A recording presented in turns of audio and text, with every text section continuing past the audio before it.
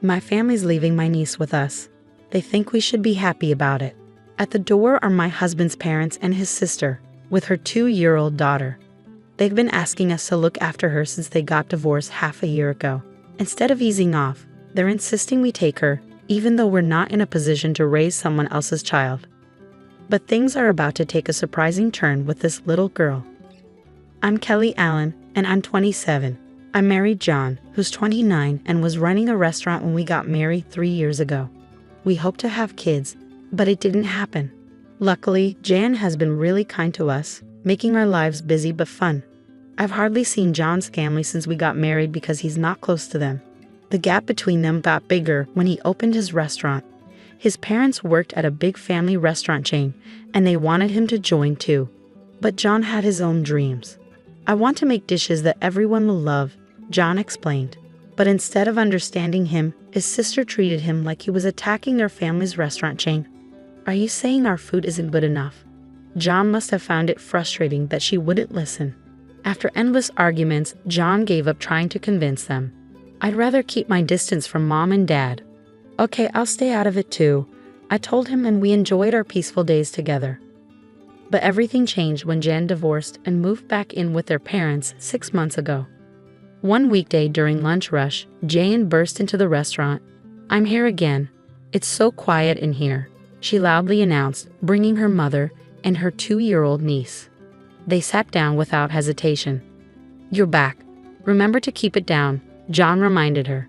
Always complaining. Anyway, I'll have the usual and make it quick. Jane never pays when she visits, and we were getting tired of it.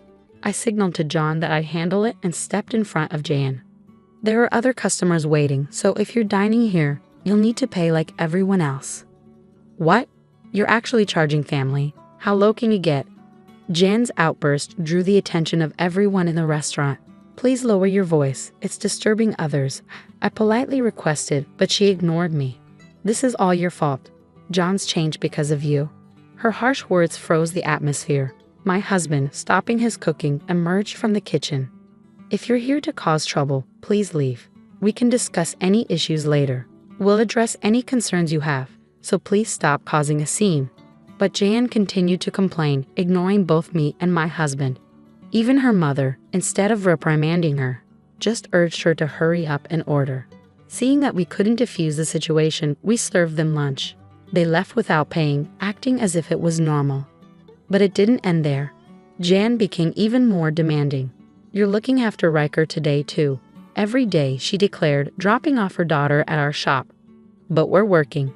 It's your job as a mom to take care of her, I protested. I'm busy. Since there are hardly any customers, you might as well help me out, Jane insisted, pushing her daughter's care onto us.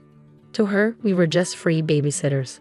To fully unload her responsibilities, Jan and her mother started visiting our restaurant frequently.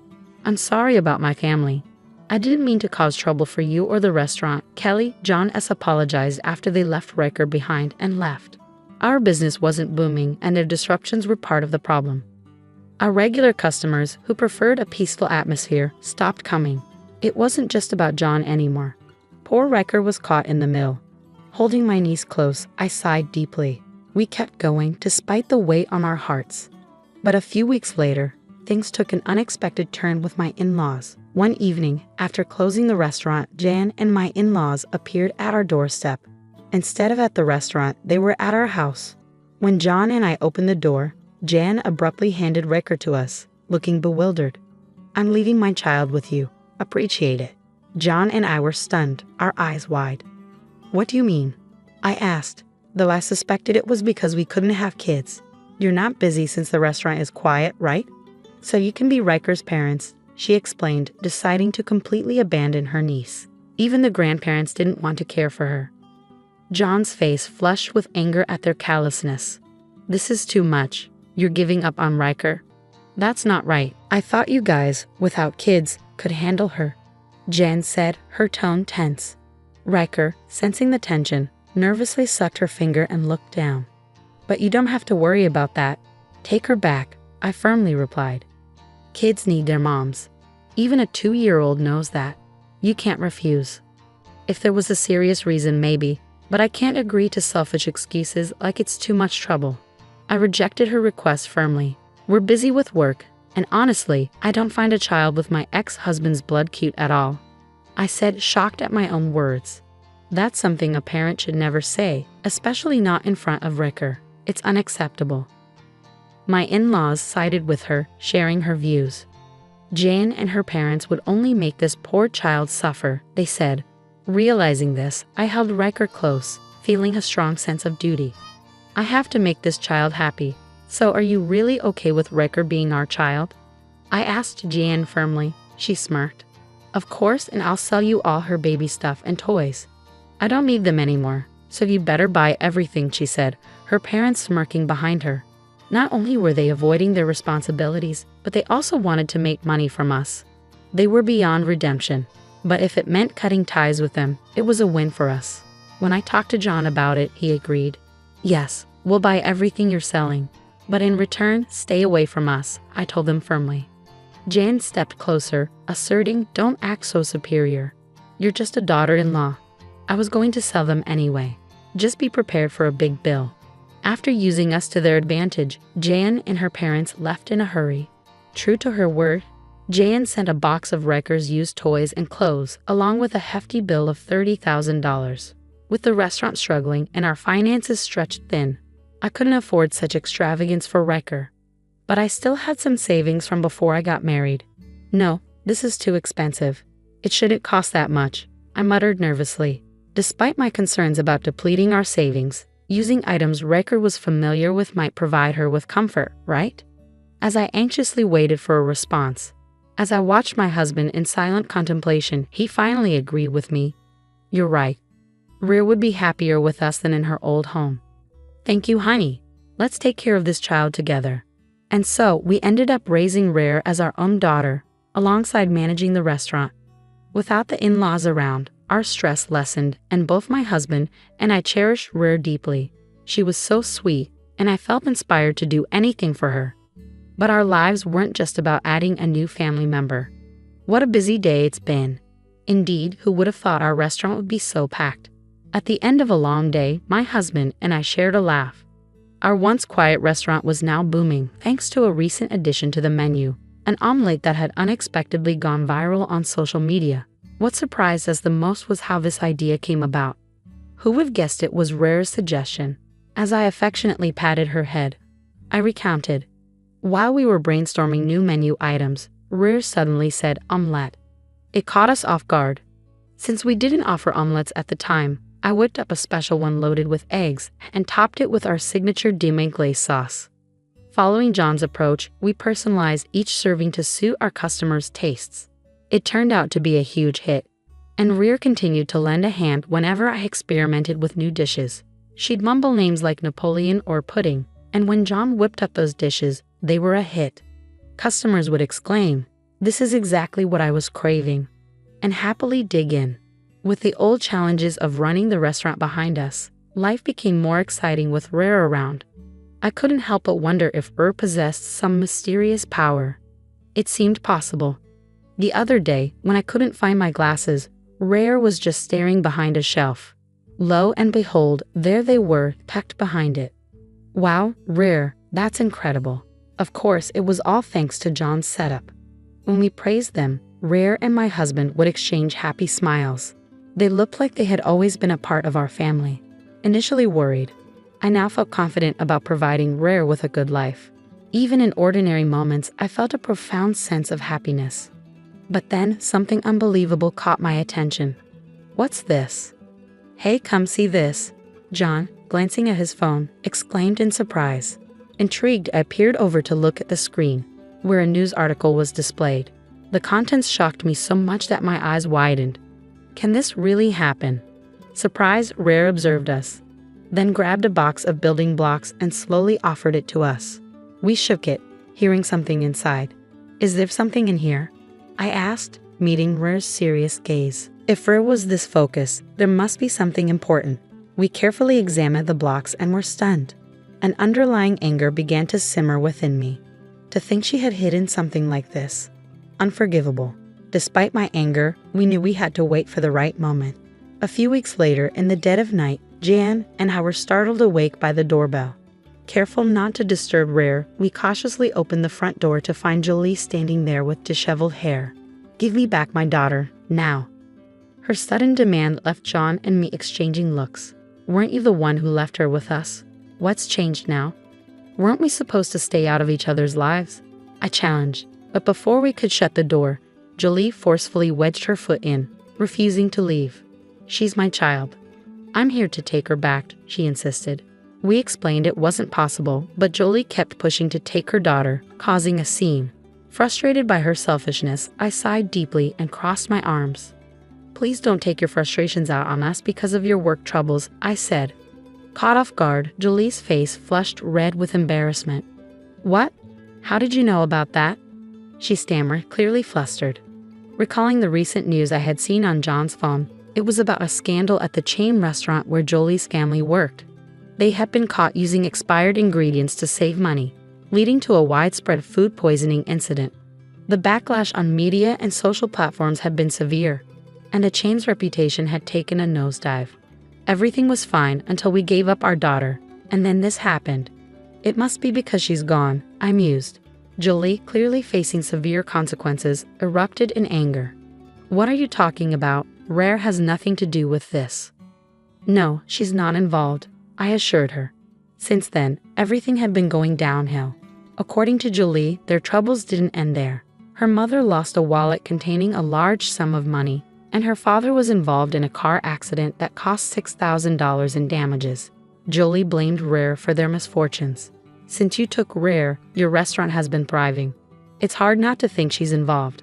Her words left John and me speechless. While we couldn't blame Rare for all their misfortunes, we couldn't deny the strange coincidence. Maybe I should help them a bit. Despite their actions, it's hard to watch them suffer, I pondered aloud. But before I could say more, Jolie raised her voice sharply. "With that child, we would be secure, and all this misfortune would come your way instead." Her words extinguished any sympathy I had. "We will never give Rare back to you. It's only been a few months, but we've grown to love her as if she were our own. We can't hand her over to someone who only wants her back for their own gain," I declared, glaring at Jolie with a firm expression. "Don't speak to my wife like that. Your greed is apparent. I care for Rare far more than you ever did. I won't let her go, no matter what." "Please, leave," John added, his tone resolute. I couldn't forgive Jolie for treating her own daughter like a commodity, something to exploit. Our restaurant's success was due to John's meticulous attention to detail, seasoning and presenting each dish according to our customers' preferences. He had utilized hints from Rare to cater to individual tastes, offering rich flavors, light options, or a touch of spice. His creative plating, including edible flowers for Instagram-worthy dishes and generous portions for hearty appetites, had become a hit. While Rare had contributed to our success, it was John's dedication that truly made a difference. "She's not a cash cow to be returned," I retorted with disdain. Jolie's face twisted with resentment as Jayan looked at her with pity. "No matter how much you protest, my decision won't change." "I don't want to see you again," Jayan stated firmly. With calm resolve, I handed Jolie a flash drive that she hadn't noticed before. "Our misfortunes aren't because of Rare, but a consequence of actions like yours, right?" Jolie's face paled as she recognized the drive. "That's the one my parents and I have been searching for." "How did you get it?" "It came out of the toys," I replied calmly. "It might actually be worth what you paid for it," I remarked. The flash drive had been inside the box Rare handed to us, and considering her mysterious abilities, I believed there was a reason she had handled it. To our surprise, the drive contained data from a secret ledger, revealing receipts from suppliers and evidence of inflated charges. Rare's parents, former executives at the company, had been embezzling funds by overcharging for ingredients and pocketing the excess. The calculation showed embezzled funds totaling about $2 million. Rare had sensed something was wrong and hid the drive, along with some blocks. "I can't believe we missed it even after searching the house," Jolie muttered in disbelief.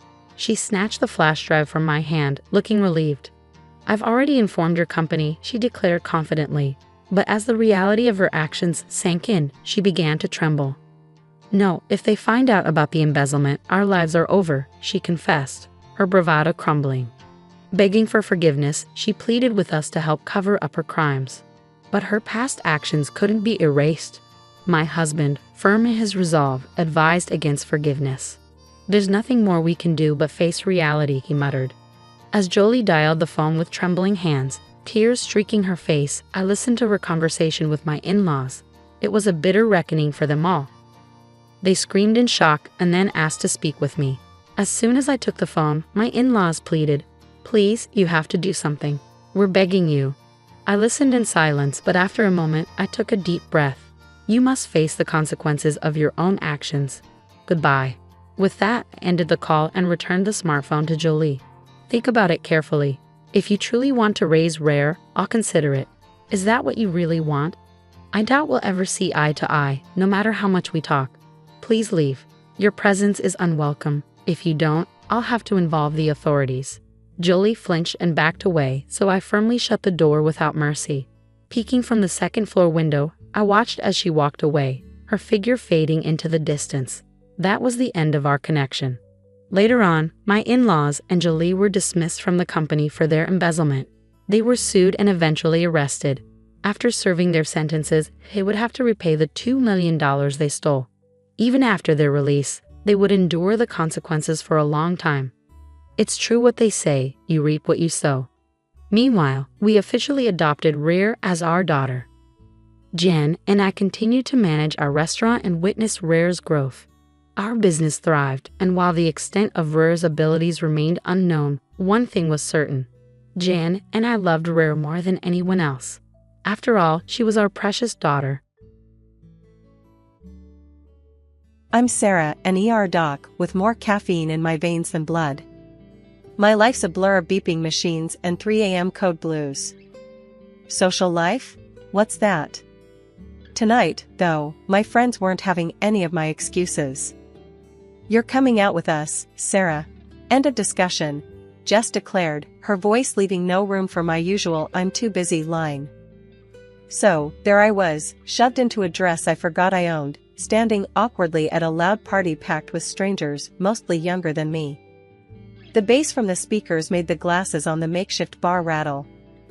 It was the kind of scene I'd usually avoid like the plague, but Jess was on a mission. "Loosen up, Sarah. It's just a party, not a freaking exam." Jess nudged me with her elbow, handing me a drink that looked like it could glow in the dark. "I don't know, Jess. This isn't really my scene," I murmured, scanning the room. It felt like stepping into another world where the stress of the ER didn't exist. "Give it an hour. If you're miserable, we'll bail. Fair?" she bargained. Before I could argue, someone bumped into me, sloshing my drink down my front. "Shit, I'm sorry," a voice exclaimed. I looked up, ready to unleash a hospital-grade scowl, but stopped short. The guy was about my age, tall, with an easy smile and a helpless shrug. "I'm a klutz," he confessed, his eyes crinkling in amusement at his own clumsiness. "It's fine. It's just a drink," I replied, my irritation fading faster than I expected. "I'm Alex. And you are?" He extended his hand, still smiling. "Sarah. And a bit damp now, thanks to you," I joked, surprising myself with how quickly I warmed up to his demeanor. "Let me make it up to you. Can I buy you another drink? One that stays in the glass this time?" Alex offered. I hesitated, glancing at Jess, who was practically bouncing with excitement. "Go on," she mouthed. "Sure, why not?" I found myself saying. Alex beamed and led the way to the bar. "So, Sarah, what do you do when you're not being assaulted by drinks at parties?" Alex asked as he handed me a safer choice this time, a glass of red wine. "I patch people up. I'm a doctor," I answered, taking a sip to hide the nerves I didn't expect to feel. "Wow, that's intense." "I sell construction materials." "It's as exciting as it sounds," he played along. "But hey, it pays the bills and doesn't involve blood, so I'm not complaining." We found a quieter corner, away from the thumping bass, and talked more. He was easy to talk to, no pretenses, just straightforward chatter. He didn't flinch at my ER stories, and his anecdotes about mishaps at construction sites were unexpectedly hilarious. As the night wound down, Alex pulled out his phone. can I get your number? I mean, if you want to grab coffee or something less wet. He chuckled. I laughed, the sound more relaxed and genuine than it had been in months. Sure, why not?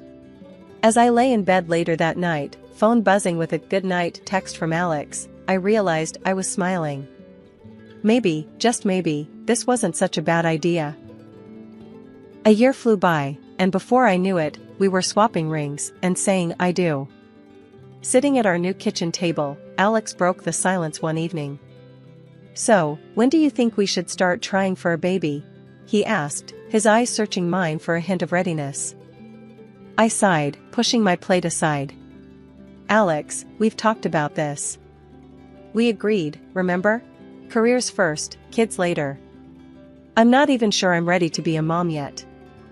He leaned back, the chair creaking under his weight. I know. It's just, my mom keeps asking. You know how she is. I stood up, feeling the walls of the kitchen close in. We are not having a baby just because your mom can't wait. That's ridiculous.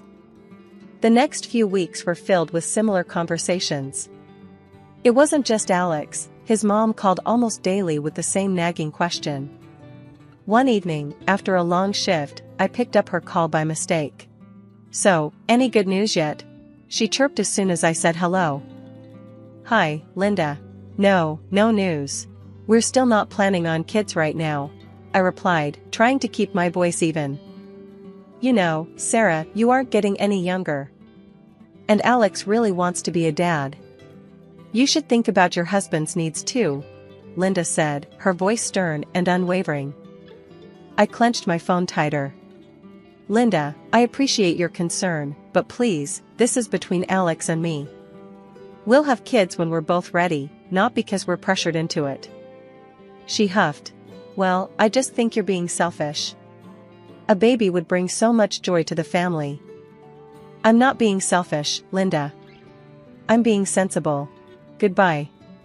I hung up, my heart pounding with anger. Days turned into weeks, and the pressure didn't let up. At work, my days were packed, the ER demanding all the energy I could muster. Home wasn't much of a sanctuary either with the constant baby talk. One late night, as I came home exhausted, Alex was waiting up. Hey, can we talk? He asked softly, noticing my weary eyes. Sure, what's up? I replied, dropping my keys and sinking into the sofa. It's about the baby thing again, he started, hesitating. I know we said we'd wait, but maybe we could just start thinking about it. Like, not trying, but not trying? I rubbed my temples, feeling a headache coming on. Alex, I can't do this tonight. I just worked a double shift. Can we talk about this later? He nodded, disappointment clear in his eyes. Yeah, okay. Get some rest. The following morning, as Alex and I sipped our coffee in silence, I knew something had to give. Alex, I love you, but we can't keep having this conversation. It's wearing me down. We need to stick to our plan, or I don't know how I'll handle it. Alex looked at me, his expression softening. I'm sorry, babe. It's just hard with mom always on my back. But you're right. We'll do this our way. I'll talk to her, I promise. One evening, coming home earlier than usual, something felt off. The house was quiet, too quiet for someone supposedly eager to see me. Tossing my keys on the counter, I heard voices from the office. Creeping closer, it wasn't the TV, Alex was on a call. Hiding by the doorway, I heard him, yeah, Mom, I know. But it's been months, and nothing. No, she still thinks she's taking her birth control. The floor felt like it dropped from beneath me. My heart pounded so loud, I was sure he'd hear it. You replaced them, right? That was his mother's voice, tinny but clear from the speakerphone. Yes, like I told you. Just vitamins now. If she's not pregnant soon, maybe there's something wrong with her. Alex replied, a casual toss of life-changing deceit. I couldn't breathe, let alone move. When I finally stepped into the room, Alex jumped, fumbling the phone. Sarah, you're home early. Cut the crap, Alex. What did you just say? My voice was ice, each word sharp enough to cut. Alex's face went through 50 shades of panic. Look, we want a family, right? And you said later, but later when? I thought maybe if things just started to happen, you'd. You messed with my meds, Alex? You played with my body like it's some kind of test run? I was screaming now, too loud, too raw. He tried to reach out, probably for comfort, but I slapped his hand away. Don't touch me. You and your mother plotted behind my back, treating me like I'm some broodmare? It's not like that, Sarah. It's just, I want a kid so bad. And Mom, she's always on about it. I thought if you got pregnant, you'd be happy. Happy? I was nearly breathless with rage. You decided to trick me into being happy? We need to calm down. Let's just sit and talk about this. We can fix it, Alex pleaded, his voice a mix of desperation and stupidity. There's nothing to fix, Alex. You broke us. You broke everything. I grabbed my coat, storming past him, his apologies just noise in the chaotic storm inside me. Family means everything to me, so despite the betrayal, I agreed to meet Alex halfway. We needed to clear up any doubts about our health, especially since he'd been messing with my birth control. We decided to get checked out at the clinic where I work, which made me feel a tad more in control of the situation. The day we went in for testing, the clinic was quiet, familiar. I felt my colleagues' curious eyes on us, but they respected my privacy. After the tests, the wait for the results felt like an eternity. Alex tried to make small talk, maybe to ease his guilt, but I just couldn't. When the results came in, I was alone in my office. I opened the envelope with a mix of fear and hope. My results were clear, no issues at all. Then I looked at Alex's. My heart sank reading the words, male infertility due to a physiological issue. It meant that all along, the problem wasn't me, and all his accusations and manipulations were for nothing. I needed a second opinion, just to be absolutely sure. I called up my friend Mara, a reproductologist. Hey, Mara, can you look over some test results for me? It's important. Mara met me for coffee, and I handed her the documents discreetly. She reviewed them quietly, her expression serious. Finally, she looked up. Sarah, these results are conclusive. Alex can't father a child. I'm really sorry. The news was a relief and a weight all at once. I thanked her and walked back to the clinic in a daze. How was I supposed to break this to Alex? He wanted kids so badly, he'd deceived me. But telling him he was the reason for our childless marriage felt like kicking him when he was down. So, I made a decision. That evening, as we sat in our living room, the setting sun casting long shadows, Alex turned to me, anxious. So, what did the test say? I looked at him, my heart heavy with the secret I was about to keep. We're both fine, Alex. There are just some minor issues, nothing we can't handle. We just need to keep trying. He exhaled, relief washing over his face, and I felt a pang of guilt for the lie. That's great, Sarah. I was worried. We can work through this, right? Yeah, we can try. My words felt hollow even to my own ears. We spent the next few days in a tentative peace, but the lie festered inside me. I watched Alex as he started making plans, talking about future kids with a hope that stung my conscience. I tried to feel happy, to share in his optimism, but the truth was a barrier between us. One night, unable to sleep, I slipped out of bed and went to the living room. The moonlight streamed through the window, casting shadows that seemed to mock my turmoil. I dialed Mara's number. Mara, it's me. I lied to him. Told him we're both okay. Mara was silent for a moment. Sarah, I get why you did it, but this isn't something you can hide forever. He's going to find out eventually. I know, but how can I crush him with this? After everything, how can I be the one to break him completely? It's not about breaking him, Sarah. It's about being honest with each other. This lie won't help either of you in the long run. Life threw us a curveball when Alex got offered a big promotion. It was a fantastic opportunity for him, but it meant moving to another state. I could see how much it meant to him, how his eyes lit up talking about the possibilities. He wanted it, and he wanted me there with him.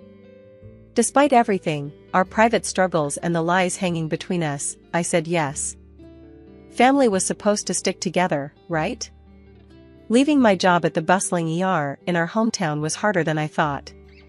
I loved the place, the pace, and the people. I was part of a team, a community. Moving meant leaving all that behind for a quieter, smaller clinic that, frankly, didn't spark the same passion in me. But I kept these feelings to myself. Alex was riding high on his new job, and I didn't want to be the rain on his parade. Our new life in a new city was different. I landed a job at a private clinic. It was okay, but it lacked the adrenaline rush of my previous ER shifts. I missed my old colleagues and friends terribly. The move also took its toll on our personal life. Alex buried himself in his work, and the issues we skirted around, like the ticking bomb of our non-existent family planning, started to resurface, but differently this time. Every month, like clockwork, Alex's mom would ring him up to ask if there was any good news. I wasn't privy to their conversations, but I could see the change in Alex afterward. He grew more distant, more sullen.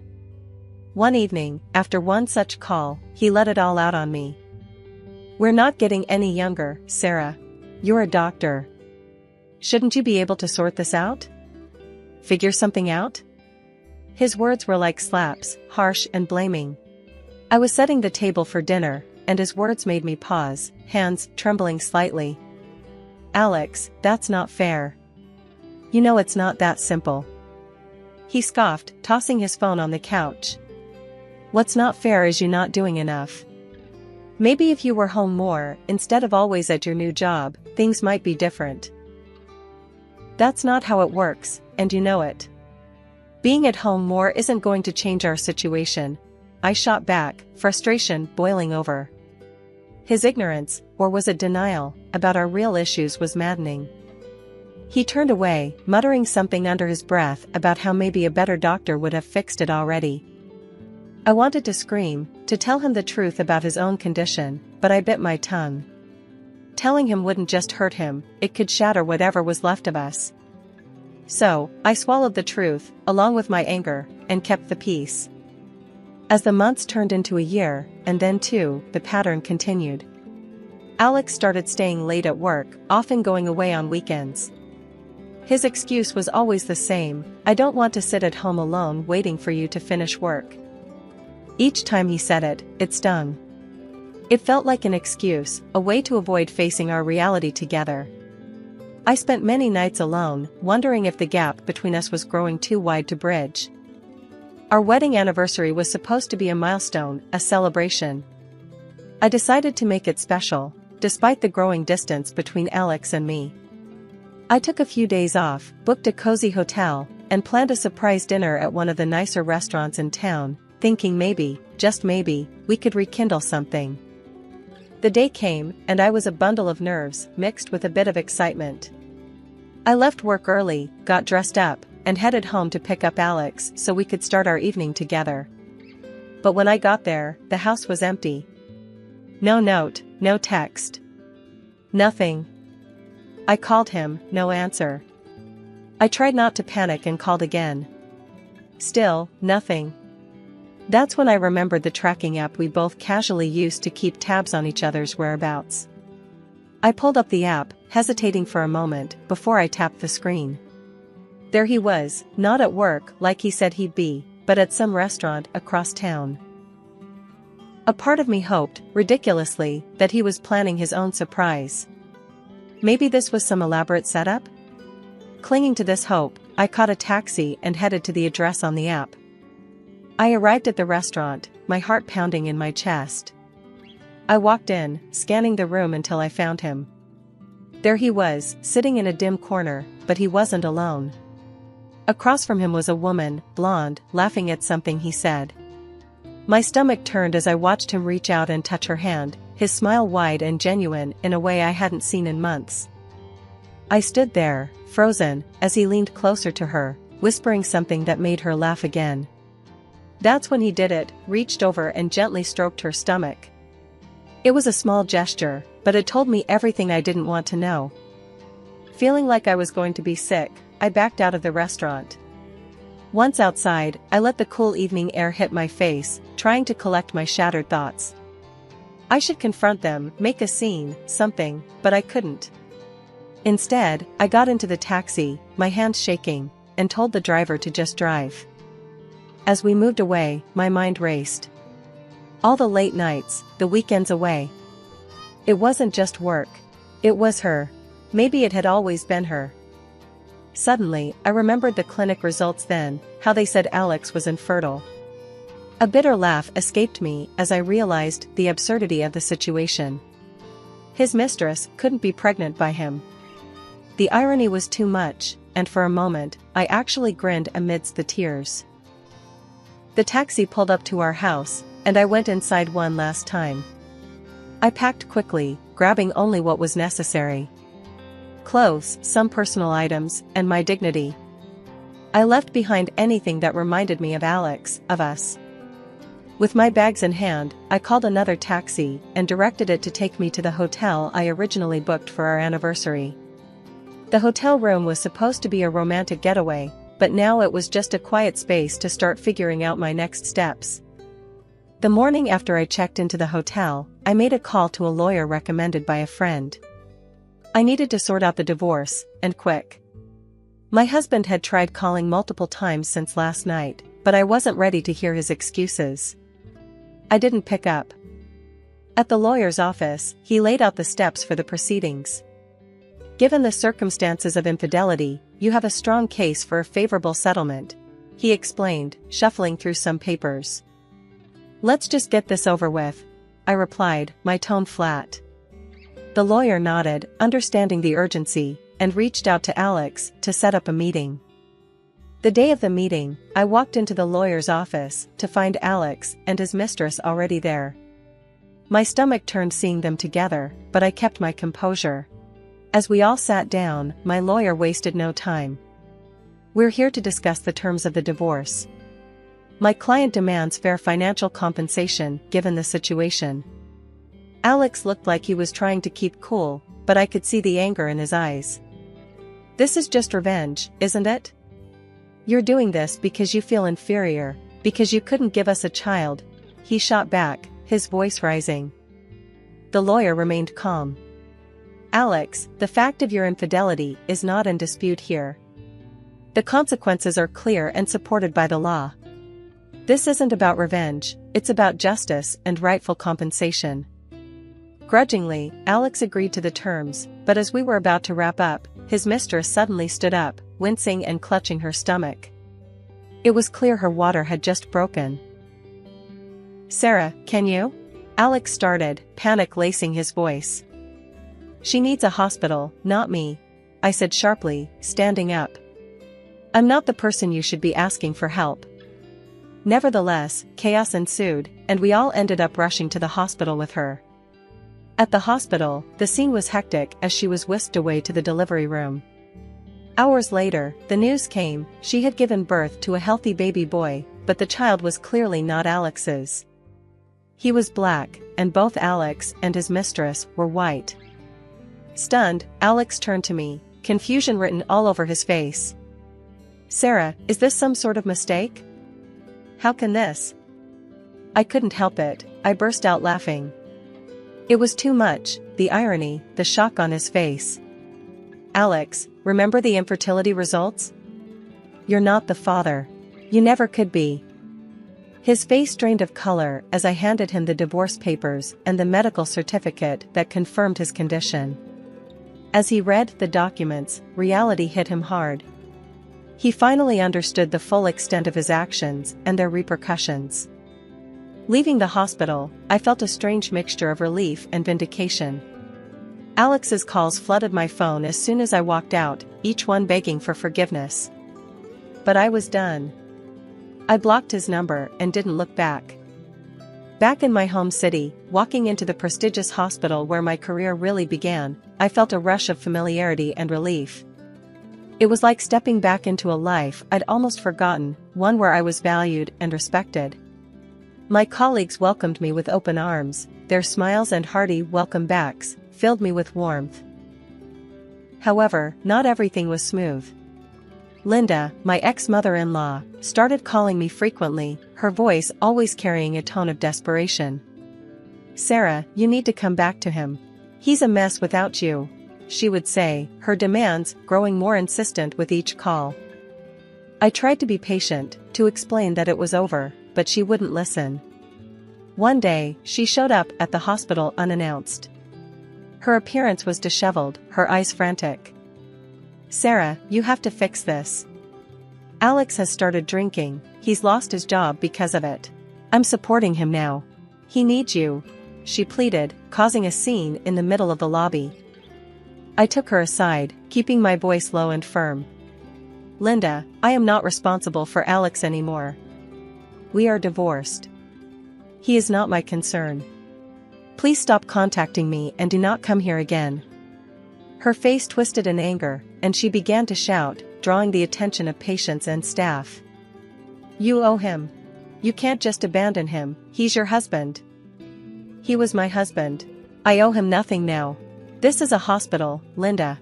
You need to leave, or I will call security," I responded, my patience finally wearing thin.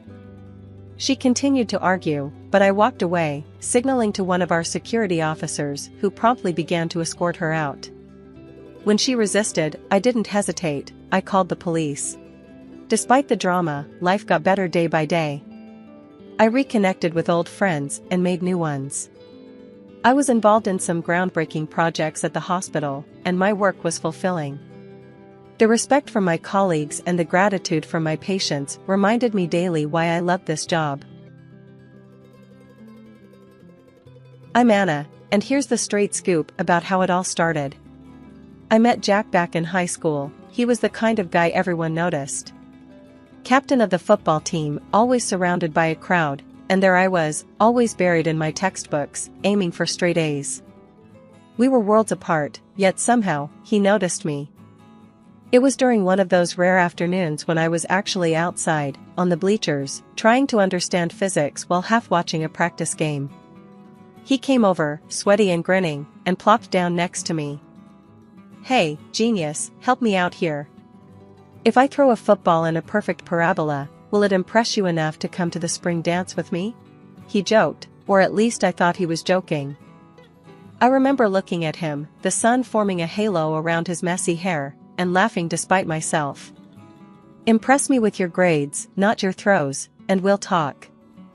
From then on, Jack made it his mission to impress me, and impress me he did. He started showing up with his homework done, asking for study tips instead of flirting. Well, there was still flirting, but less obvious, you know? By the time the dance rolled around, I said yes, more out of curiosity than anything. We dated through the rest of high school. It wasn't always smooth, but we stuck it out, went to the same college. I majored in education, and he struggled to find his path, bouncing from one major to another. I was buried in books, and he was, as usual, the life of every party. Somehow, we made it work. He'd drag me out to parties, and I'd make him hit the books. We balanced each other out, or so I thought. After college, Jack proposed at our graduation party. It was loud, messy, totally him. He didn't get down on one knee, nothing that cliché. He just leaned over during the loud cheers, his breath smelling of beer, and yelled over the noise, "Marry me, Anna. I'm serious." It was so Jack, so spontaneous. I laughed, the sound lost in the chaos, and shouted back, "Yes, why the hell not?" We got married in a small ceremony. Only family and a few close friends. Jack looked serious for once, his eyes telling me this was the real deal. We were young, in love, and ready to take on the world. A year later, Emily came into our lives, turning our world upside down in the best way possible. She was a tiny bundle of energy, always giggling, with Jack's eyes and my stubborn chin. Life became a series of nappies, baby giggles, and trying to catch a good night's sleep. Jack took a part-time job to be around more, while I dove back into teaching as soon as maternity leave was over. I loved teaching, loved my kids at school, but it meant long hours, extra tutoring after classes to make ends meet. Our life was a mad dash from morning till night. Every morning was like clockwork. I'd be up before the crack of dawn, scrambling eggs and flipping pancakes, while the coffee brewed loud and strong. Then I'd drop Emily off at the nanny's, who was practically a second mom to her by now, and then it was off to work for me. Teaching wasn't just a 9-to-5 job for me. There were extra classes, after-school tutoring, and endless grading. I did it all to scrape together enough to chip away at our house loan and stash something away for retirement. Jack worked part-time, which helped, but it wasn't enough to ease up on the hours I needed to put in. When I'd finally get home, the house would be a mess, dinner half-made, and Jack looking like he'd wrestled a tornado. "You're late again." He'd start in as soon as I stepped through the door, his voice tight with frustration. "I'm pulling double shifts at school, Jack. You know this," I'd reply, trying to keep the tiredness from seeping into my voice. "And I'm here cleaning and cooking and looking after Emily. You think that's easy?" He'd argue back, his face a mix of anger and exhaustion. I understood where he was coming from, I really did. But it wasn't like I had a choice. "Look, I'm doing the best I can here. We've got bills to pay, and Emily's not getting any cheaper with all her school stuff." Jack's face would soften a bit at that. "I know, Anna, it's just, I get tired too, you know? And when you're late, it throws everything off." That would usually end the argument, at least for the night. We'd sit down to whatever he'd managed to put together, usually something with pasta, his go-to meal. Emily would chatter about her day, blissfully unaware of the tension. I'd go check on Emily, help her with homework or watch a bit of TV with her, trying to make up for the hours I missed. By the time her bedtime rolled around, I'd be ready to collapse. Lately, though, Jack had started making snide remarks about my late nights. "With all the time you spend at school, who knows? Maybe there's a handsome math teacher keeping you late," he'd say, half joking, but with a sharp edge. I laughed it off the first time, but he kept at it. "Jack, you think I have time for a lover? I barely have time to pee during the day," I retorted once, trying to lighten the mood. He didn't smile. "Just saying, it's a lot of late nights, Anna." "I know, and I'm sorry, but there's no one else, Jack. Just stacks of papers and a bunch of kids who can't figure out fractions. That's my wild affair," I'd say, trying to reassure him. But somehow, I could tell he wasn't convinced. His jokes became less frequent, and his glances more questioning. As Emily hit her teens, the simple, structured days began to crumble. It started with her locking herself in her room right after school, emerging only for meals. One evening, I knocked on her door, balancing a tray with a sandwich and juice. "Dinner's ready. Don't eat in here, come join us," I called through the door. The answer was a muffled, "Not hungry." The lock clicked, a small but clear barrier she put up daily.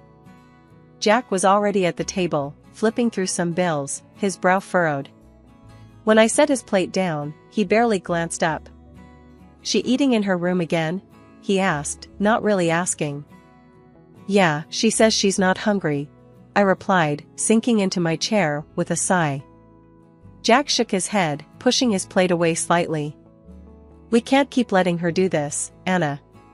She needs to be part of the family, not holed up like a hermit." The weeks rolled on, each one straining the seams of our family fabric a bit more. Jack's comments about my late nights grew sharper, his patience thinner. "Another meeting today?" he'd ask as I grabbed my keys in the morning. "Yeah, parent-teacher conferences. You know how it is," I'd answer, trying to keep my voice light. "Do I? Seems like your meetings could be a cover for just about anything," he'd reply, the suspicion barely veiled. "Really, Jack? We're going to do this now?" I'd snap back, frustration boiling over. "There's nothing going on. I'm just working, for us, for Emily." He'd hold up his hands, a gesture of surrender, but his eyes were cold. Just saying, it's a lot of nights out. Makes a guy wonder. It was a jab, and it stung more each time. Our conversations became a series of accusations and defenses, a far cry from the teamwork we used to pride ourselves on. One particularly rough evening, Emily stayed at the table with us. Jack was off again on my supposed secrets, and I was too tired to fight. "Jack, please, not in front of Emily," I hissed, my voice low but fierce. Emily, her eyes wide and watchful, finally spoke up. "Why can't you both just stop?" Her voice broke, a mix of anger and despair. "Stop fighting all the time." Her outburst shocked us into silence. Jack looked down, his anger deflating. I reached out, trying to touch her hand, but she pulled away, her chair scraping back as she stood. "I'm tired of this. It's always the same. You're both always mad," she said, her voice shaky. Without another word, she left the table, her footsteps heavy as she retreated to her room. Emily's 13th birthday was supposed to be a blast, a break from all the tension that had been building up at home. She had been eyeing this new smartphone for months, buzzing about all the things she could do with it, apps, photos, you name it. Knowing how much she loved tech stuff, I nudged Jack about getting it for her. "It's perfect for her. She won't stop talking about it," I told him one evening as we were planning the party. Jack, though a bit hesitant about the cost, agreed. "All right, let's get it. She deserves something nice, with everything going on." We planned an outdoor party, nothing too fancy, but I made sure everything was beautifully set up, balloons, streamers, and a piñata filled with all sorts of goodies. Emily's friends and their parents came over, and for a while, it felt like the old days, laughter filling our backyard. The highlight, of course, was the gift opening. Emily tore through the wrapping paper, her face lighting up when she saw the smartphone. "Oh my gosh, thank you, thank you." She was practically bouncing with joy, showing it off to her friends. But the happiness didn't last long. About half an hour later, she came up to me, her face stormy. "I don't want this," she said abruptly, pushing the phone into my hands. I was confused. "What? Em, you've wanted this for months. What's wrong?" Before I could get another word in, she grabbed the phone back and threw it against the wall. The screen shattered with a sickening crack, and the room went silent. Everyone was staring, and I felt my face heat up with embarrassment. "Emily, what on earth are you doing?" I snapped, my voice louder than I intended. "Your father spent a lot of money on that. It was expensive, and you begged for it." She didn't respond, just glared at me with tears brimming in her eyes, then turned and stormed off to her room, slamming the door behind her. The party broke up awkwardly after that.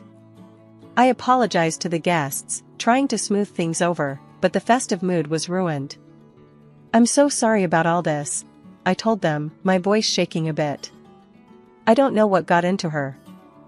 When the last guest left, I tried talking to Emily, knocking softly on her locked door.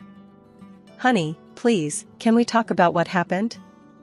I don't understand why you did that." There was no answer, just the heavy silence that had fallen over the house. Jack put a hand on my shoulder. "Let her cool down. We'll sort it out later." The morning after Emily's outburst, the house was eerily quiet. Jack left early for work, a tense goodbye hanging between us. I needed to understand what happened, so I waited for Emily to come down for breakfast. "Em, can we talk about yesterday?" I asked gently as she picked at her toast. She sighed, setting down her knife. "Mom, I found something on the phone right after I turned it on. There was a spy app installed." My stomach turned. "A spy app? How did you find that?"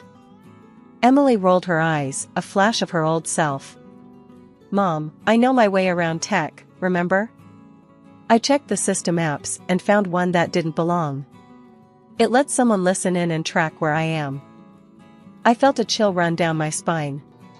"Did you check other phones, at home?" "Yes, last night. Yours had the same app. Dad's didn't." The room seemed to spin. "He put spy apps on our phones? Why would he?"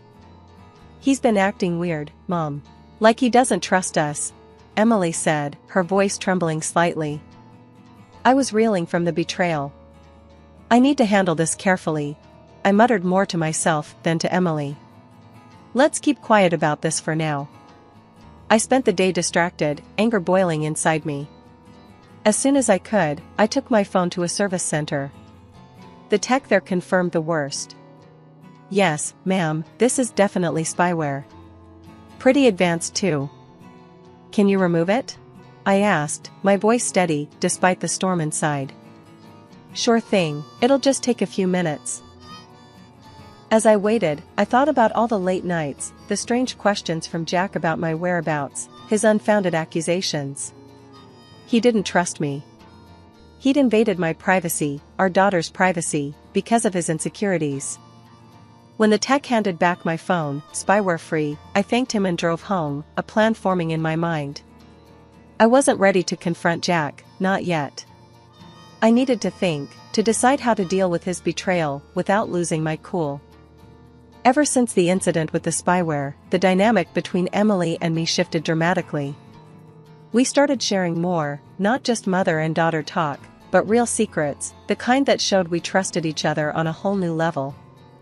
One evening, while we were clearing up the dinner dishes, Emily casually mentioned something that caught me off guard. Mom, did you know Dad goes to the other side of the city a lot in his free time? She wiped down the counter, her voice nonchalant. I paused, a dish halfway to the cupboard. No, he never mentioned that. Did he say why? She shrugged. Nope, but he's been doing it a lot. Just thought it was weird. That nagged at me more than I wanted to admit. Why hadn't Jack mentioned these trips? What was on that side of the city that drew him away from home?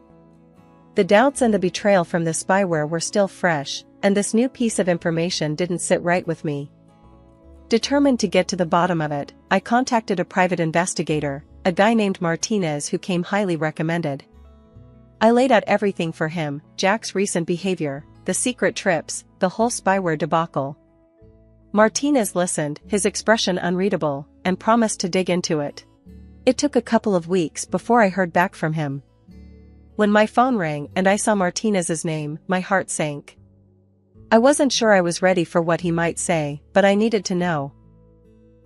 Mrs. Anna, we need to meet, was all he said before we arranged to meet at a quiet cafe away from our usual spots.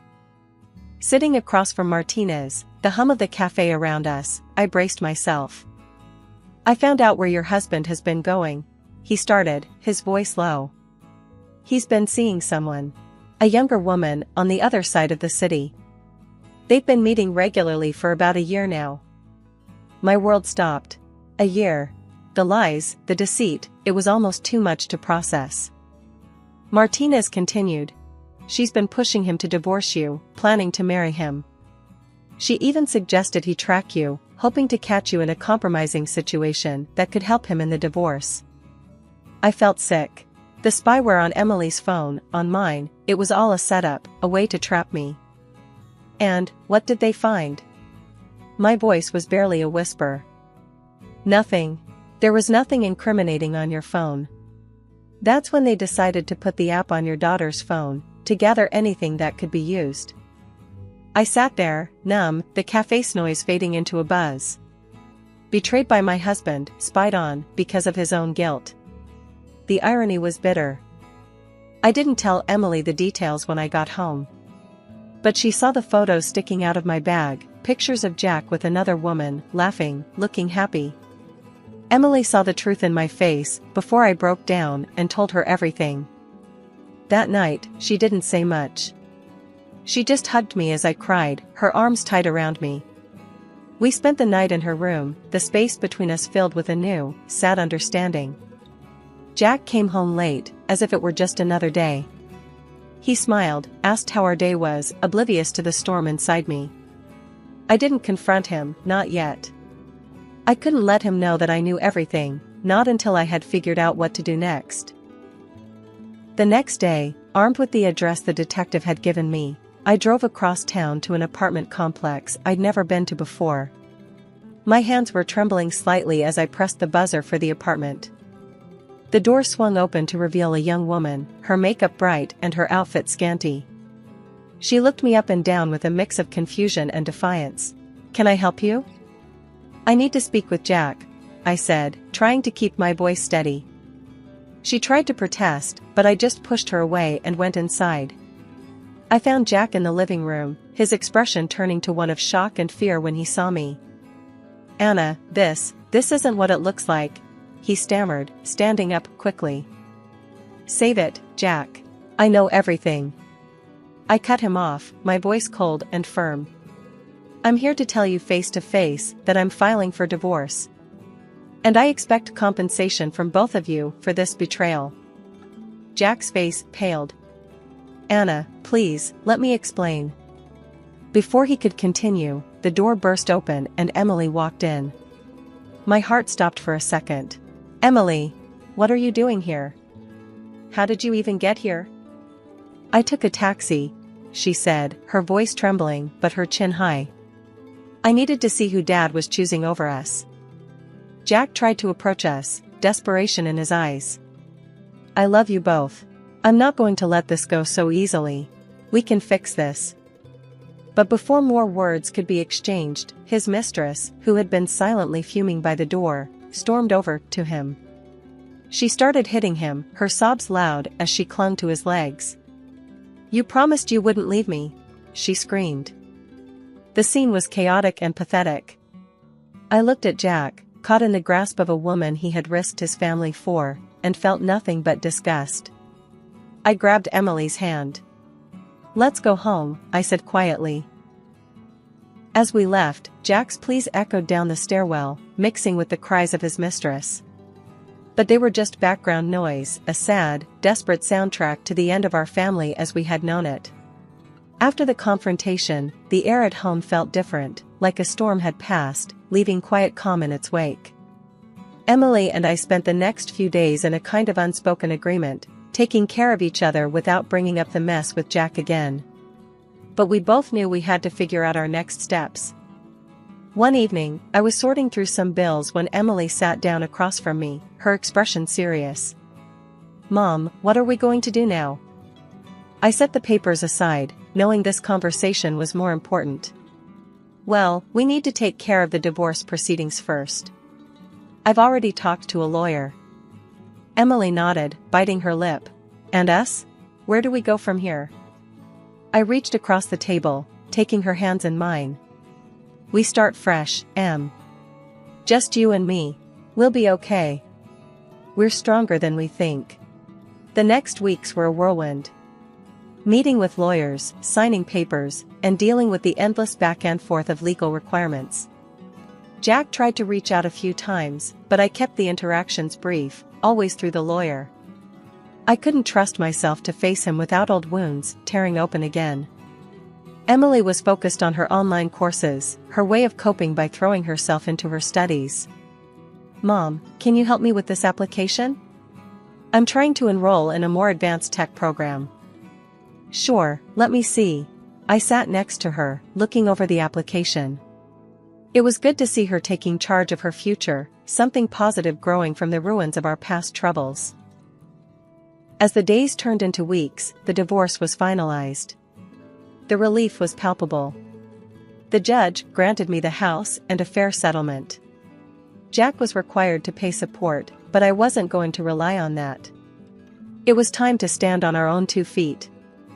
One quiet evening, Emily and I celebrated our new beginning with a simple dinner. "To us," I toasted, raising my glass of water. "To us," Emily echoed, clinking her glass against mine. "We've got a lot of rebuilding to do," I said, looking around at the home we'd need to reshape into something new, just for us. "But we can make it ours, make it something great," Emily added, her tone hopeful. "Yes, we can. It's going to be different, but it's going to be good," I assured her, and myself. As we ate, we planned out what we wanted to change in the house, what colors to paint the walls, and how we'd rearrange the living room. It was more than just redecorating, it was claiming our space, turning it into a sanctuary for the two of us. Life has a funny way of sorting itself out. Sitting in our living room, the mortgage papers in front of me stamped, paid in full, I couldn't help but let out a sigh of relief. Emily and we were finally free from one hefty burden, thanks to the settlement that Jack and his mistress ended up paying. Emily was sprawled on the couch, her laptop open as she tinkered with some new software she was excited about. "Mom, check this out," she called, waving me over. I walked over and peered at her screen, amazed at her knack for coding. "Looks complicated, but I bet it's something awesome." She laughed. "It is. I'm just trying to make it user-friendly. Not everyone is a nerd like me." I ruffled her hair affectionately. "Proud nerd, you mean?" Our laughter filled the room, a sound so different from the tense whispers and strained silence of the past. Since paying off the house and settling into our new routine, the calls from Jack had been a constant annoyance. He kept saying he'd changed, that he left his mistress and wanted us back.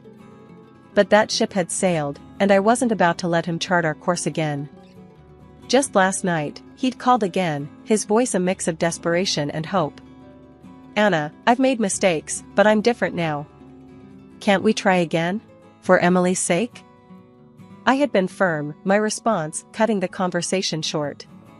"Jack, it's too late for maybes and what-ifs. Emily and I are moving on. This is our final goodbye." After hanging up, I changed my number. No more calls, no more empty promises. Emily knew about it and supported the decision. "Was that Dad again?" she had asked, her tone wary. "Yeah, but it's handled. New beginnings, remember?" I replied, trying to keep the mood light. She nodded, coming over to give me a hug. "I'm glad it's just us now. We're better off, Mom." And she was right. We were better off, financially and emotionally. I enrolled in a few online courses to enhance my teaching credentials, and Emily was diving deeper into her tech projects. We were not just surviving, we were thriving. Sometimes, late at night, I'd sit on the porch, sipping tea, and reflect on everything that had happened. The pain, the betrayal, but also the immense growth and the unbreakable bond it had forged between Emily and me. My life was pretty straightforward until Jake came along.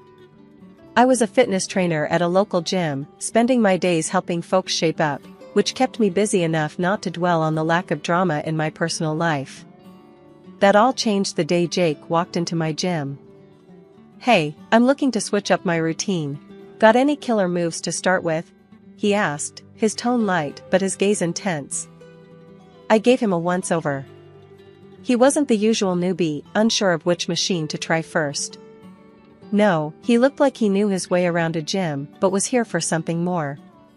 "Sure," I replied, leading him to a set of weights. "Let's see what you've got." That first session turned into a week, then a month, and our casual chats grew longer and more personal. Jake owned a small family restaurant, famous for its authentic Italian dishes. "It's all about the sauce," he'd say, "and nobody makes it like my mom." He talked about his mother with a mix of admiration and frustration, a combo that hinted at deep family ties. One afternoon, as we wrapped up a particularly intense workout, he caught me off guard. "Listen, Emily, I've been thinking. How about dinner at my place? You can meet my mom and try that sauce I keep bragging about." I hesitated, more out of surprise than disinterest. "Yeah, why not? I'm curious if it's as good as you claim." Dinner was cozy, the food incredible, and the company surprisingly comfortable. His mother, Anna, was all warm smiles and hearty laughs, though her eyes seemed to size me up with every glance. His younger sister, Sophia, dropped by too, her presence more prickly, her words sharp and quick. "So, Emily, Jake tells us you're quite the fitness guru," Sophia said, a smirk playing on her lips as she eyed the muscles I worked hard to build. "Ever deal with hopeless cases, or do you just make the fit fitter?" I chuckled, taking her jab in stride. "I believe everyone has potential. It's all about finding the right motivation." Jake was a constant during those early days, always showing up at the gym at the same time, always finding a reason to talk a little longer. I never believed in fate or any of that stuff, he confessed one evening as we closed up the gym together. But meeting you? Maybe I was wrong. His words were a mix of rough charm and clumsy sincerity. It was refreshing, and despite the nagging voice in my head warning me to take it slow, I found myself falling for him. Hard and fast, like a rookie taking on too much weight without a spotter. One chilly evening, as we walked to our cars, he stopped and faced me, his expression serious. "Emily, I'm not good at this fancy talking, and I don't have a smooth line to throw your way. But I like you, a lot. What do you say we make this official?" It was abrupt and straightforward. No games, no dancing around the subject. That was Jake, direct and all in.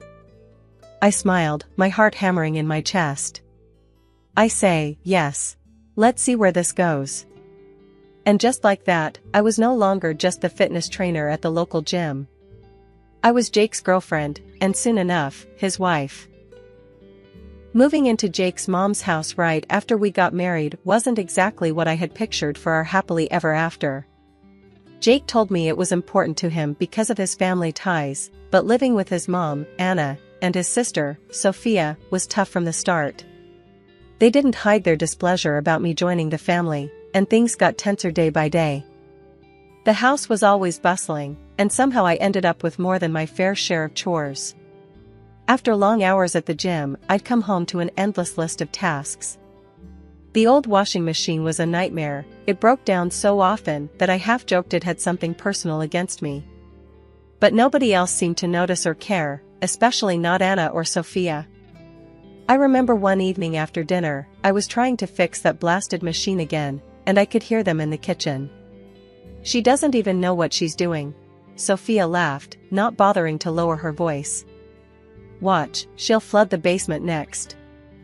Their laughter echoed down the hallway, stinging more than I wanted to admit.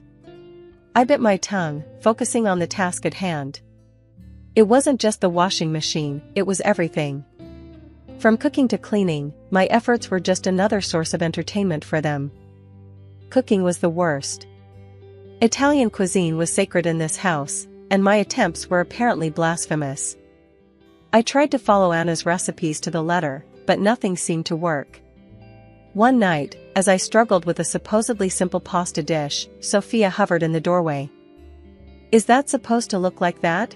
she asked, a smirk playing on her lips. "It's nothing like Mom's." I gritted my teeth, stirring the sauce that just wouldn't thicken. "Well, I'm trying my best here." Sophia snorted. "Maybe your best isn't good enough. Did you ever think of that?" I wanted to snap back, to defend myself, but what was the point? It wouldn't change anything.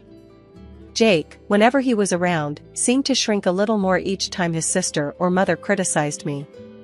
He never stood up for me, his silence was as loud as their laughs. "Hey, Emily, just leave it," Jake would say quietly later, trying to avoid any confrontation. "It's not worth it." Dinner times were an ordeal.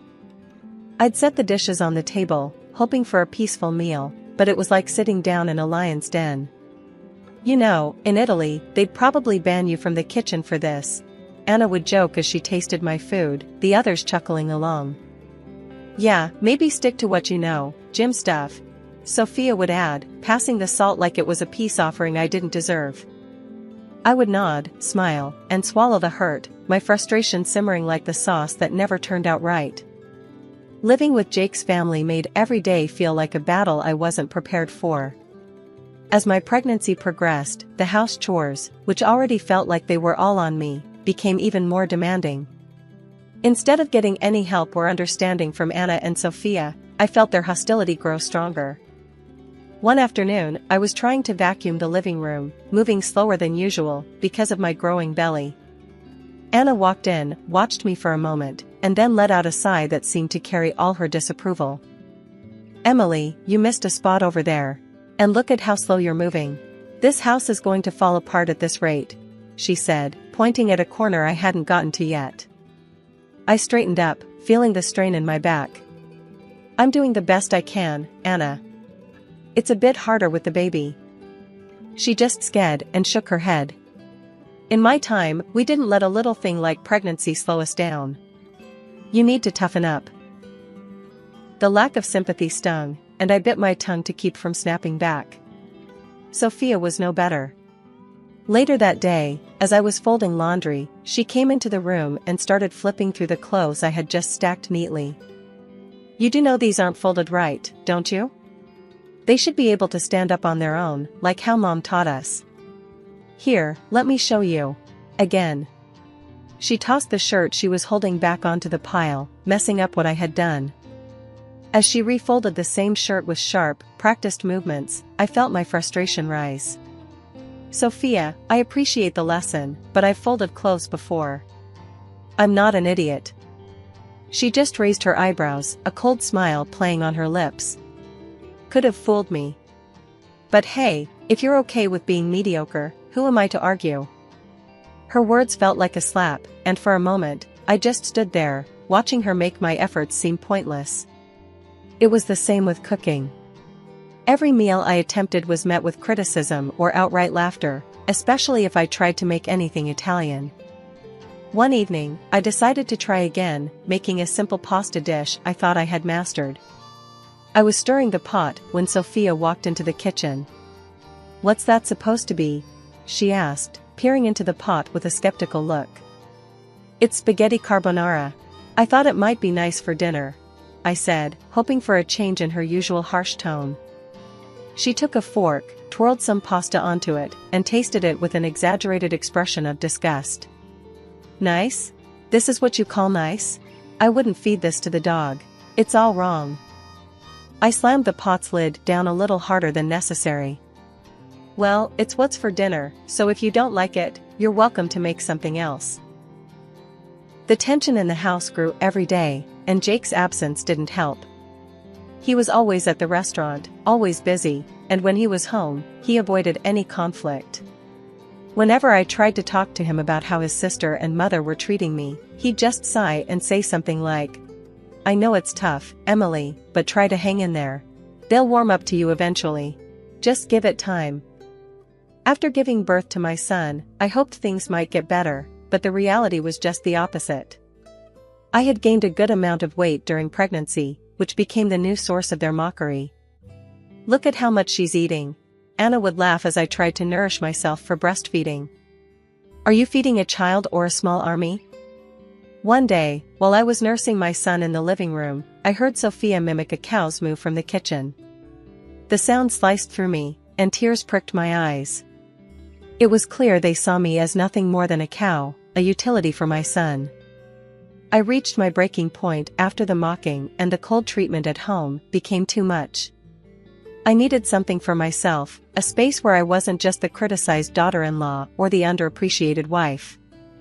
That's when I decided to start my own YouTube channel and Instagram page. One morning, while Jake was at the restaurant and Sophia was out shopping, I set up my old camera in the corner of our cramped guest room, my new makeshift gym. "I'm doing this," I muttered to myself, adjusting the angle. "For me, not for them." I started recording simple workout videos, ones that could be done at home, especially appealing to moms like me who couldn't always hit the gym. It felt awkward at first, talking to a camera, pretending I was speaking to an audience who cared about what I had to say. But soon, it became my refuge. The first few videos were clumsy, my commentary stilted. "Hey everyone, it's Emily here, bringing you a quick 10-minute workout perfect for busy moms. Let's get started." My follower count started to grow, and with it, my confidence. I invested in a better camera, learned a bit about lighting and editing from online tutorials. My little project was turning into something real, something entirely mine. One afternoon, I was recording a new video, a low-impact cardio sequence, when Sophia barged into the room. "What the hell are you doing?" she snapped, her eyes darting from the camera to me. "You turning our home into your personal TV show now?"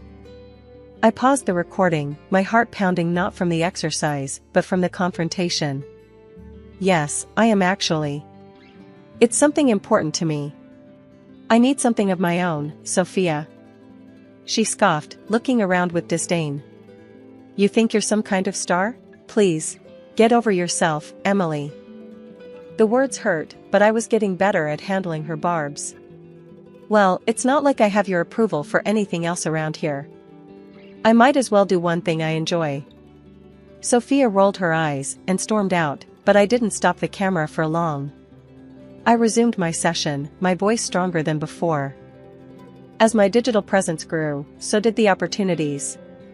Brands started reaching out to me, offering to send free products for me to use in my videos. Then came the offers for sponsored posts. The first time a brand offered me money to feature their product, I was in disbelief.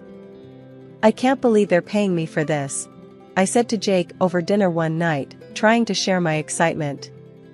That's great, Emily, he said, though his tone was distracted, his mind on his restaurant troubles. Just keep it quiet, okay? Mom and Sophia don't need to know about this. As I turned back to the dishes, a notification pinged on my phone. Another comment, another follower, another step away from the disdain and towards something beautifully ordinary, but all mine. You're doing amazing, Emily. Thanks for sharing your journey, the comment read. My channel wasn't just a hobby anymore, it was a budding business, pulling in more cash than Jake's struggling restaurant. Soon, I was handing him $2,000 a month to cover the house bills, making it look like his contribution. Despite my success, Anna and Sophia still treated me like a freeloader. She does nothing around here, just prances about making her silly videos. Anna would snipe when she thought I was out of earshot. Sophia was no better, echoing her mother's sentiments and adding her own barbs about how I should be doing more housework like a real woman. Then Jake's restaurant hit a rough patch. He came to me, looking more worn than I'd seen him in months. The restaurant needs a cash injection badly. Can you help out? His eyes were pleading. I didn't hesitate, transferring $10,000 for what he called urgent developments. He was thankful, genuinely so, but it wasn't long before he was asking for more. Just another $5,000 for the bills this month, he said softly, almost ashamed. I agreed, because I could afford it, and because he was still the father of my son, who he absolutely adored. But deep down, I felt the imbalance growing, not just in our finances, but in our relationship too.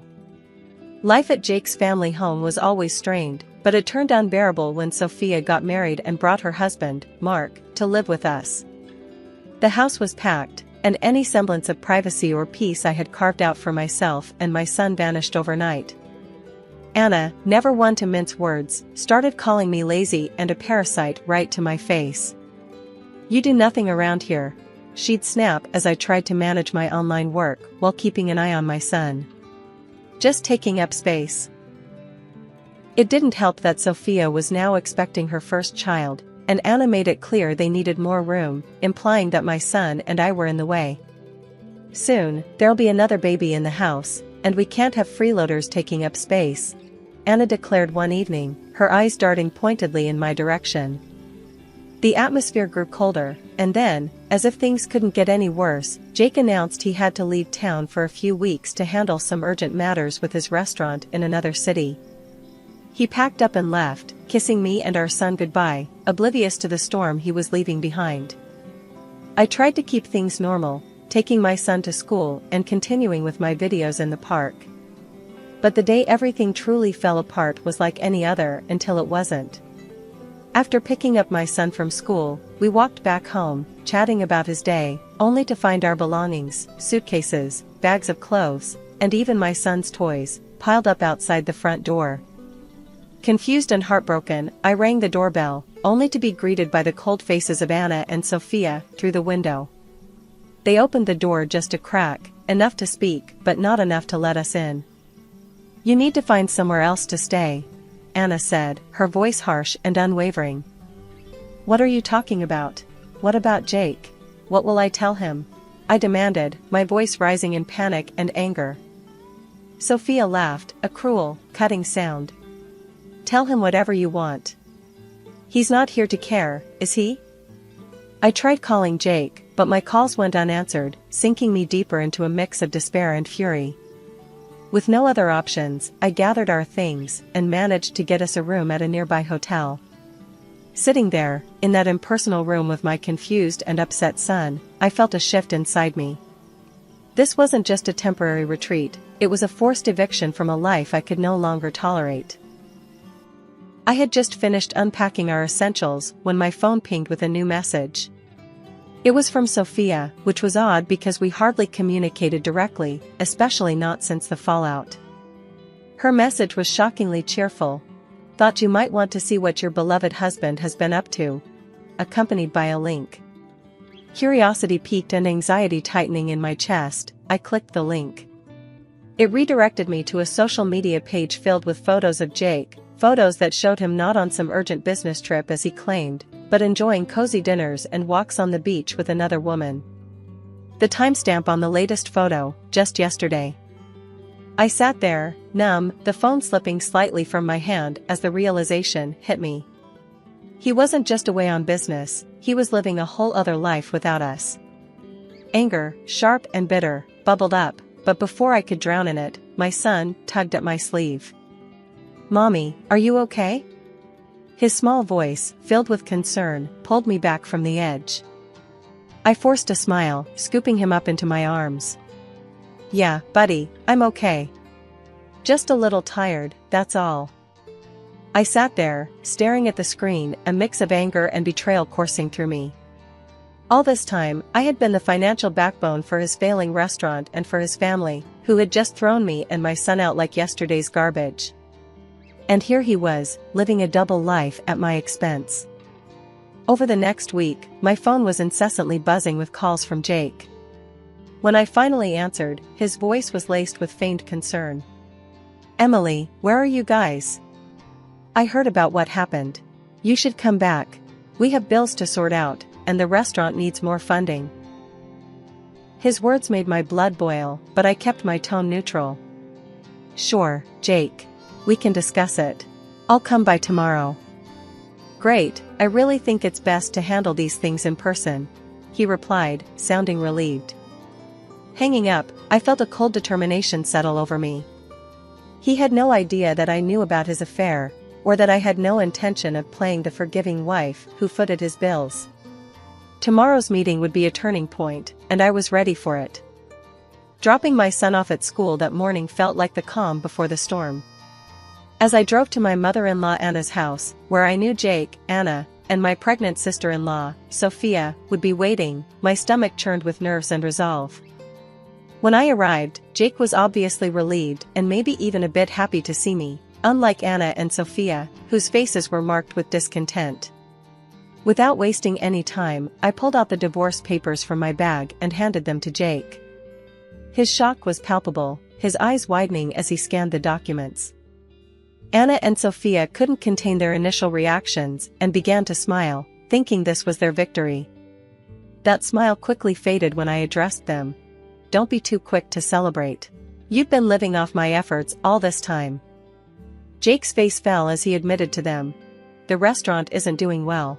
It hasn't been for a long time."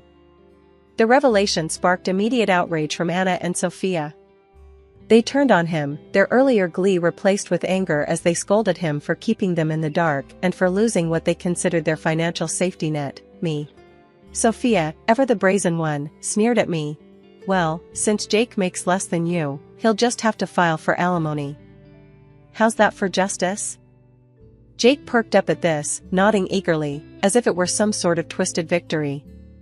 I almost laughed at the absurdity. "That's where you're wrong, Sophia. And Jake," I continued, turning to face him squarely, "you won't see a cent for alimony. I know about the affair." The color drained from his face. "How did you?" "Your sister sent me everything. Pictures, dates, places," I said, pointing to Sophia, whose face turned a shade paler. "Thanks to her, I have all the evidence I need." What followed was a furious back and forth among them, a mess of accusations and denials. I let them drown in their quarrel for a moment before speaking up again. "I'm also taking back everything I paid for. Every appliance, every piece of furniture." Their arguing ceased as the reality of the situation hit them. I had already arranged for movers, and as they began hauling away the refrigerator, the washing machine, the flat-screen TV, and even the fancy blender I had bought last Christmas. Anna and Sophia watched, their faces streaked with tears and disbelief. "You can't do this. We need those things," Anna cried out, her voice breaking. "I did do this, and I need them too," I replied, my voice steady but not unkind. The movers continued their work, clearing out nearly half of what filled their home. As I watched them take away the last of the items, a weight lifted off my shoulders. I was no longer tied to this house, these people, or their deceit. I turned back to see Jake, who now looked small and defeated, his dreams of easy money evaporating. "Take care of your sister and your mother, Jake. That's your job now," I said, not unkindly, before turning to leave. As I walked away, I knew that this was more than just a physical departure. It was my final step out of their manipulative grasp, a move towards reclaiming my life and securing a better future for my son and myself. After everything, the divorce was more of a relief than a burden. I filed for compensation due to Jake's infidelity and secured alimony for our son. My lawyer handled everything, making the process as smooth as possible under the circumstances. Life changed dramatically for Jake's family too. His restaurant, unable to stay afloat without my financial support, finally went bankrupt. The family house was sold off to cover debts, a stark testament to their unsustainable lifestyle. Meanwhile, Anna and Sophia, left scrambling, tried reaching out to me, their messages a mix of apologies and pleas for help. But after everything, I couldn't let myself be pulled back into their chaos. I blocked their numbers without a second thought. Sophia's husband left her, and now the whole lot of them, Jake, his mom, his sister, and her child, live crammed into a small rented apartment. It's a tough situation, but one they brought upon themselves.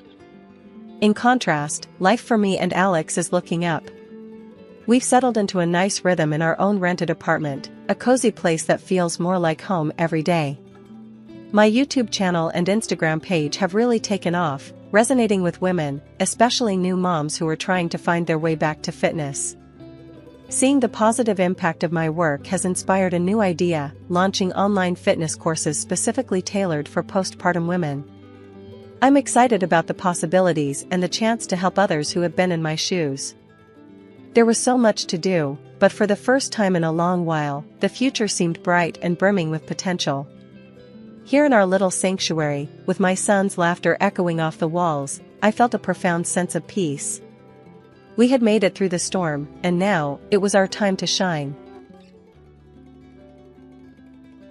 My name's Eliza. Growing up, the difference between me and my twin sister Anna was like night and day. She was the golden girl, and well, I wasn't. Our dad, a stern university professor, had his life's work tied up in books and lectures, while our mom was the quintessential housewife, dedicated to her home and family, pushing us to follow in her footsteps.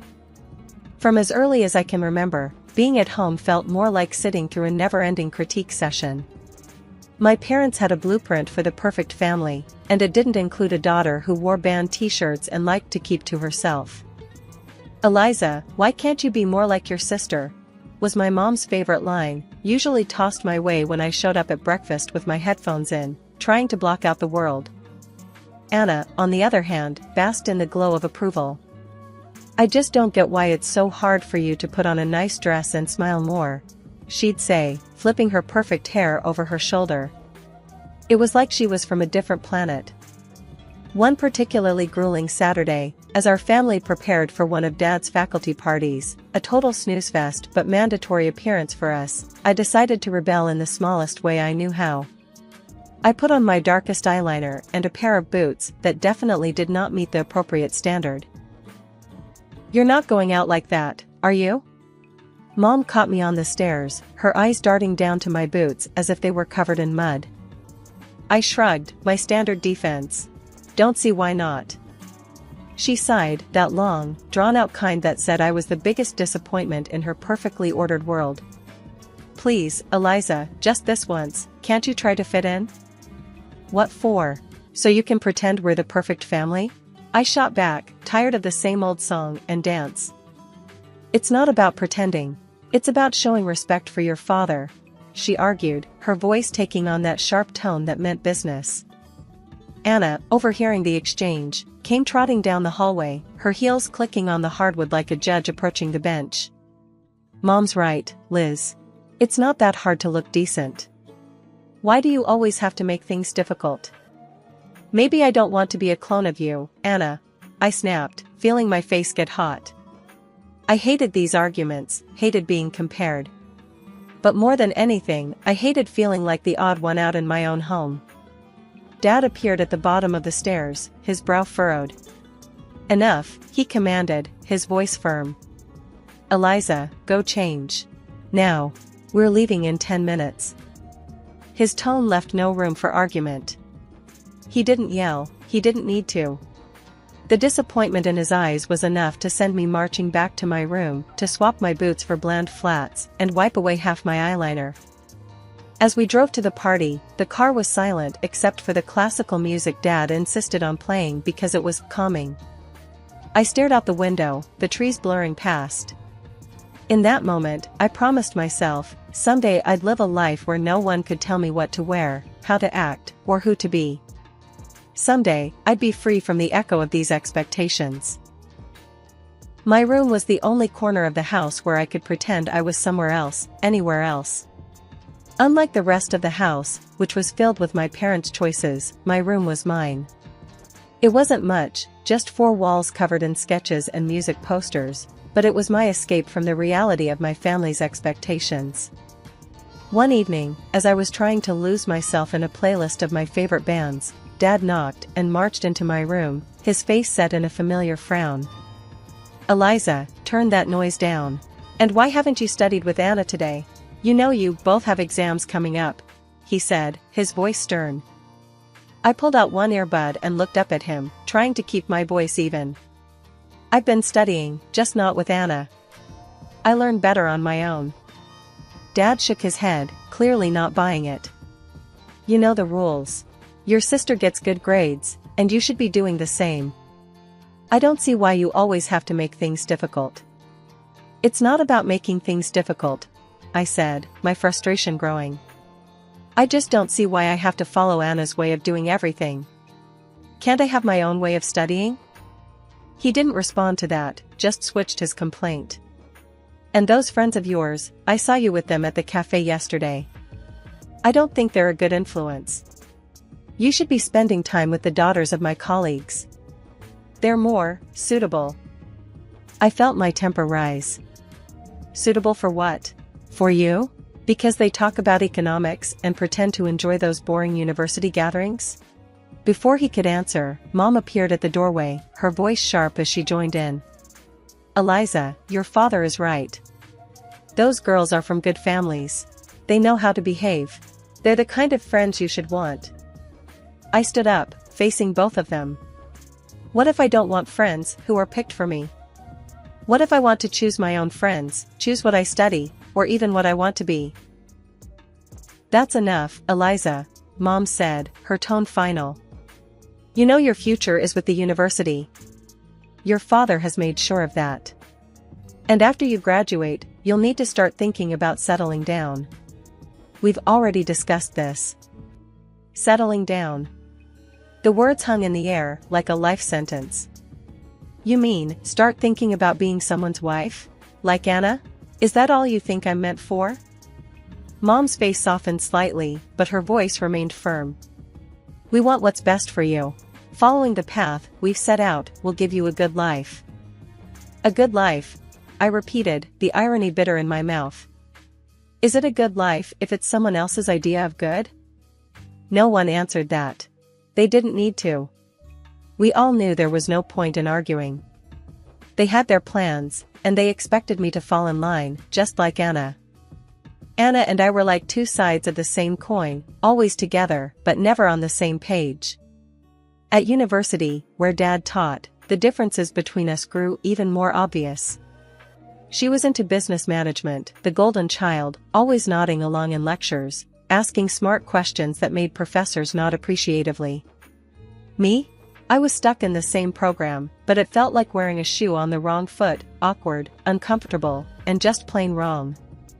One afternoon, as I trudged through a mountain of textbooks in the library, Anna breezed in, her notes organized, her smile ready. "Hey, Liz, you coming to the study group tonight?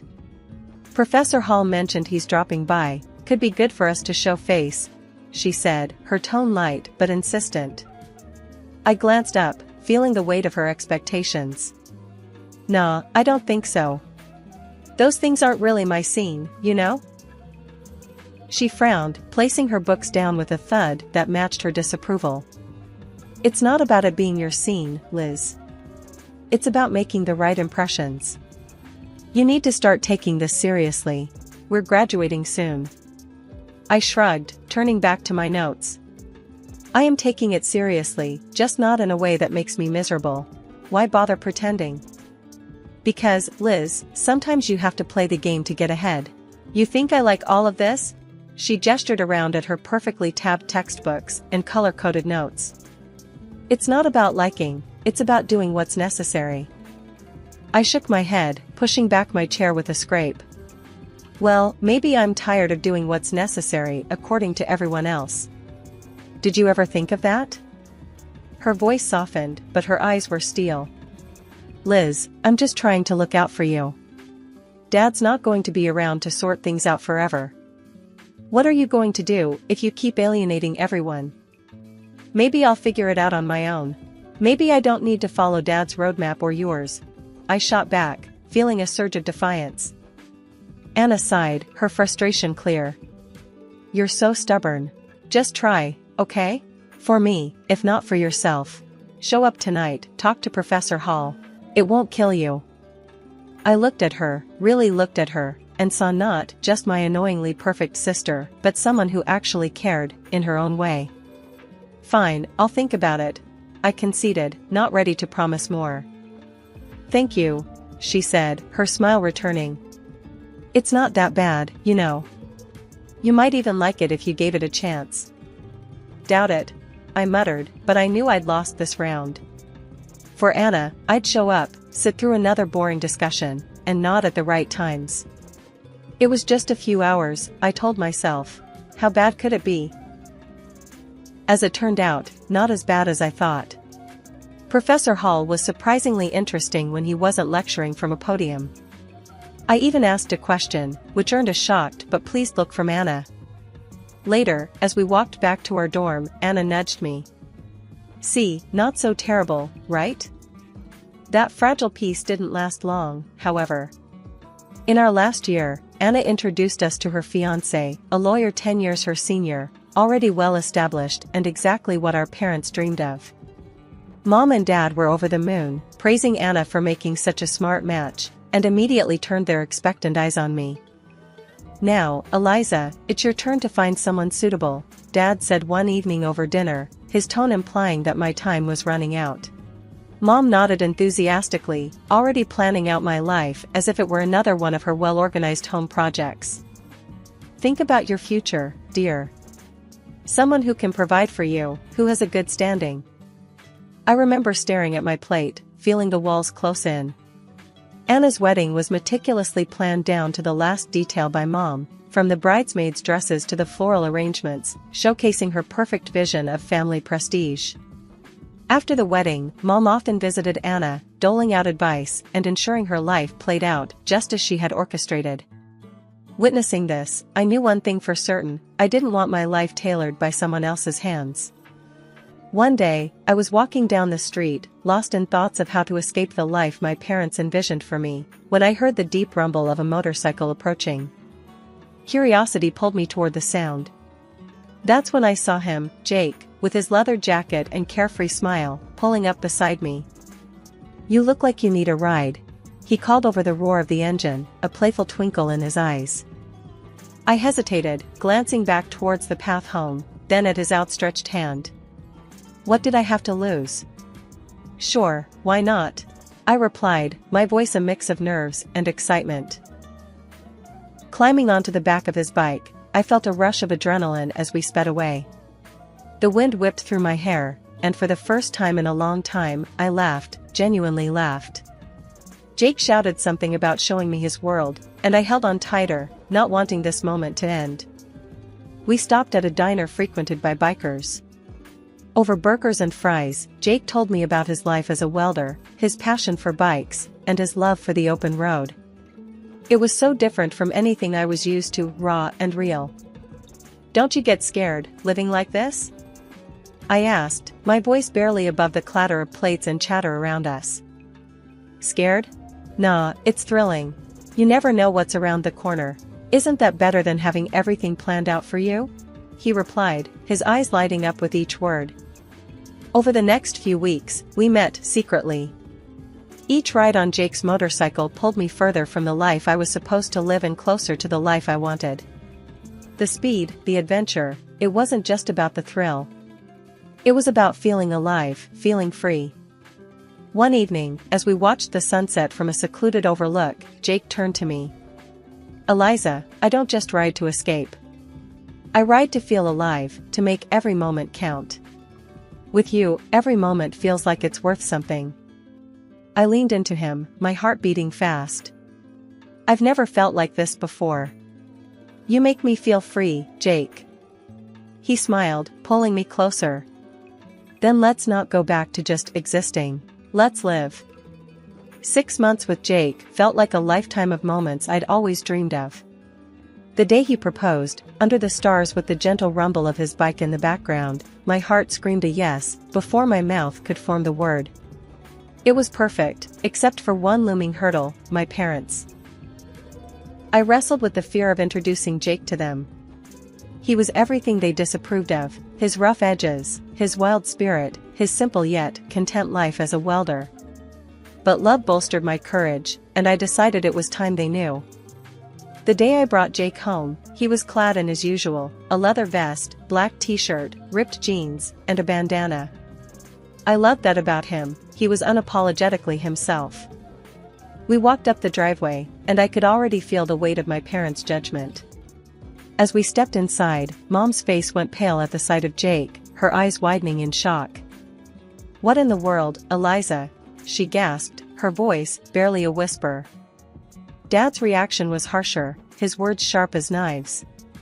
"Who is this, and why is he dressed like a thug in our house?" I took a deep breath, steadying my nerves. "Mom, Dad, this is Jake. He's the man I love. We're getting married." Their silence was deafening. Then, Dad turned to Jake, his tone laced with disdain. "Married? What do you do for a living, young man? What are your qualifications?" Jake, bless him, didn't waver. "I'm a welder. I took some specialized courses after high school.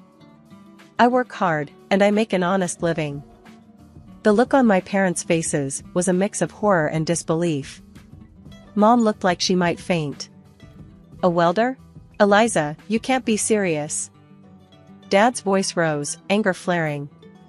"You expect us to give our blessing to this? To throw away your future for a welder?" I felt my resolve harden. "Yes, because he makes me happy. Isn't that what should matter?" "But the life you'll lead," Mom started, her voice tremulous. "Will be the life I choose," I shot back, my own voice gaining strength.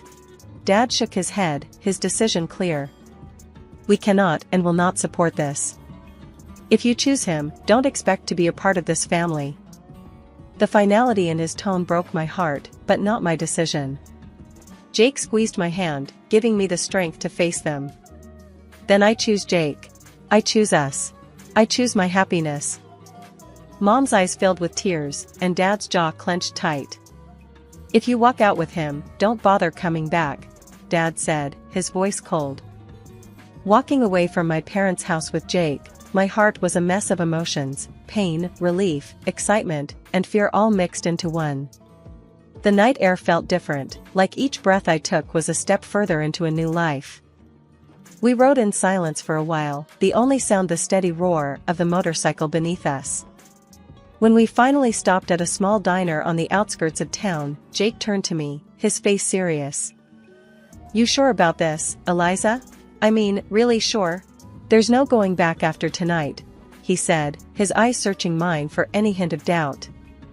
I nodded, squeezing his hand tightly. "I've never been more sure of anything," Being with you, this feels right. It feels like what I'm supposed to do. He smiled, that reckless, charming smile that had won me over the first day we met. Alright, then. Let's do it. Let's start our life together. Inside the diner, we found a quiet booth in the corner. The waitress brought over 2 coffees without asking, and we sat there, planning our next steps. So, what's first? I asked, stirring cream into my coffee, watching it swirl and blend. We'll need to find a place to stay, at least for a while. Then, maybe look for jobs. I have some buddies who can help us get started, Jake replied, his tone practical, but optimistic. It's going to be tough, isn't it? I said, more a statement than a question. The reality of what we were doing was beginning to sink in. Jake reached across the table, his hand covering mine. It might be, but we'll handle it together.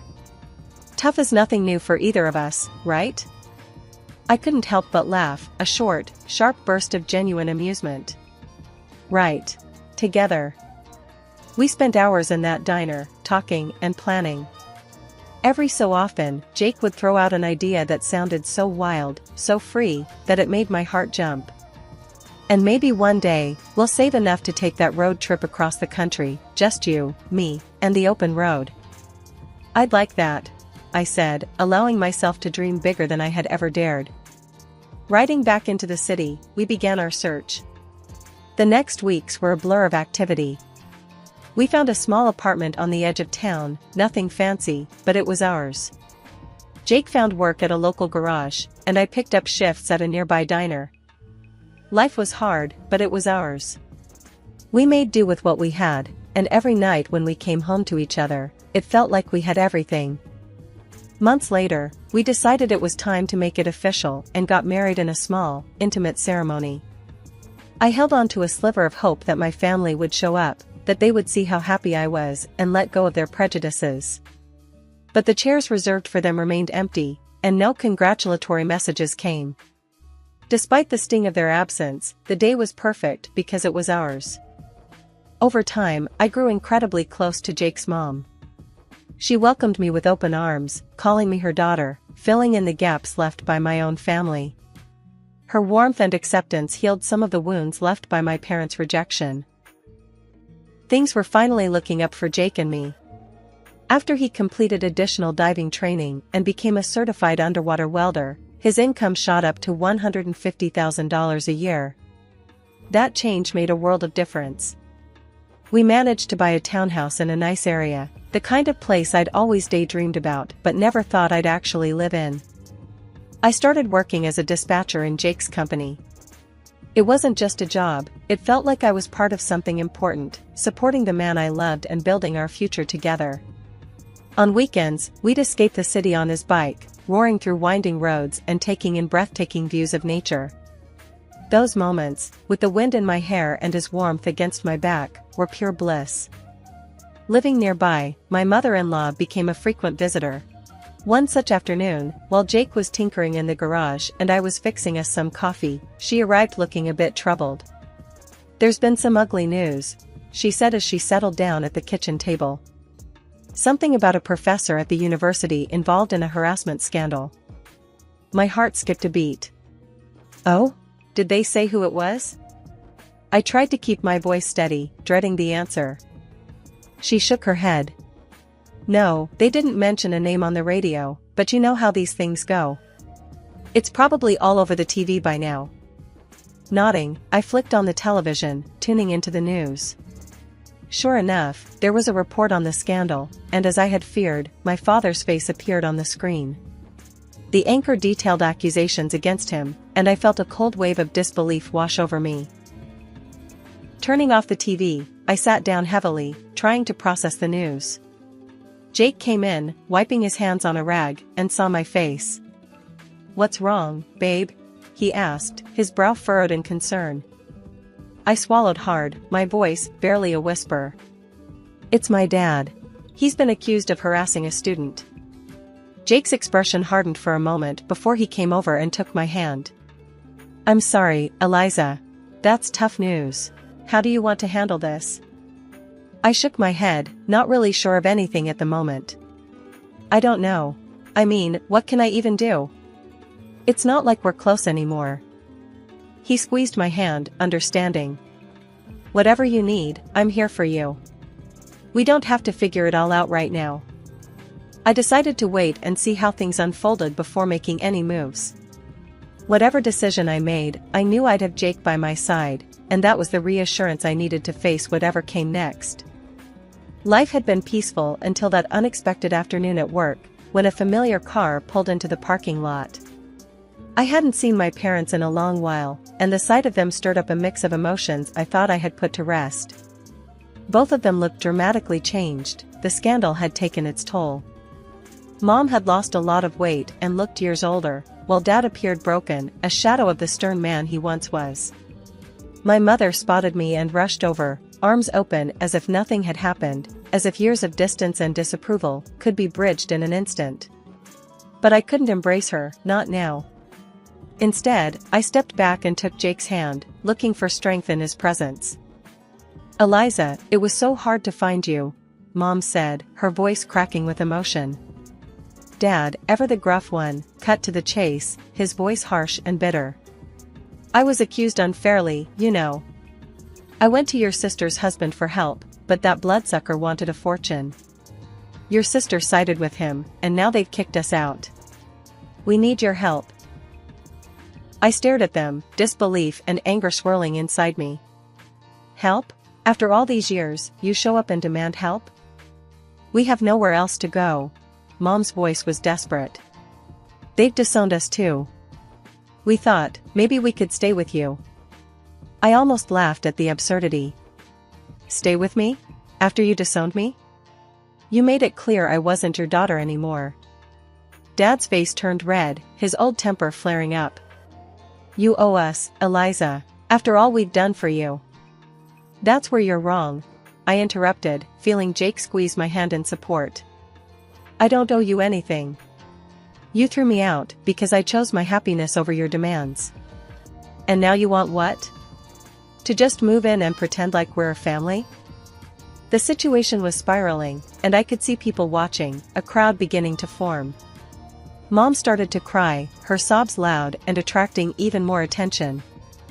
"You're being ungrateful, after everything we've done for you," she accused through her tears. I took a deep breath, my decision clear. "No, Mom. I'm not ungrateful. I'm free. And happy. You made your choices, and now you have to live with them." As we walked away, I heard my dad yelling, but Jake leaned over and quietly told the security team, "Don't let them come here again." The following months flew by, filled with love and peace. We welcomed a son, a new beginning in our growing family. My parents never came back. That day in the parking lot was the last I saw of them, and while part of me grieved for what could have been, I knew I had made the right choice for me and for my family. Hey, I'm Emily. Since I was little, Mom and Dad, who never got past high school, scraped together what little they could for my college fund. They worked their butts off, believing education was my ticket to a better life. I busted my tail in high school, also I wouldn't let their sacrifices go to waste. When I got my acceptance letter to study investment management at one of the top colleges, we all cried tears of joy. My college days were hectic, but exciting. I juggled classes and a part-time job tutoring to keep some cash in my pocket. That's how I met Mark.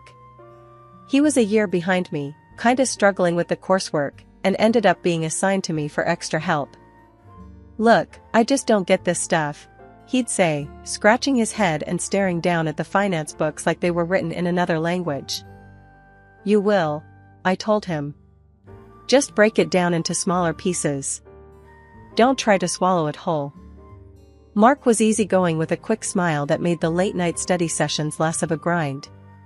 He appreciated my help, and we hit it off, chatting about everything from music to our favorite TV shows.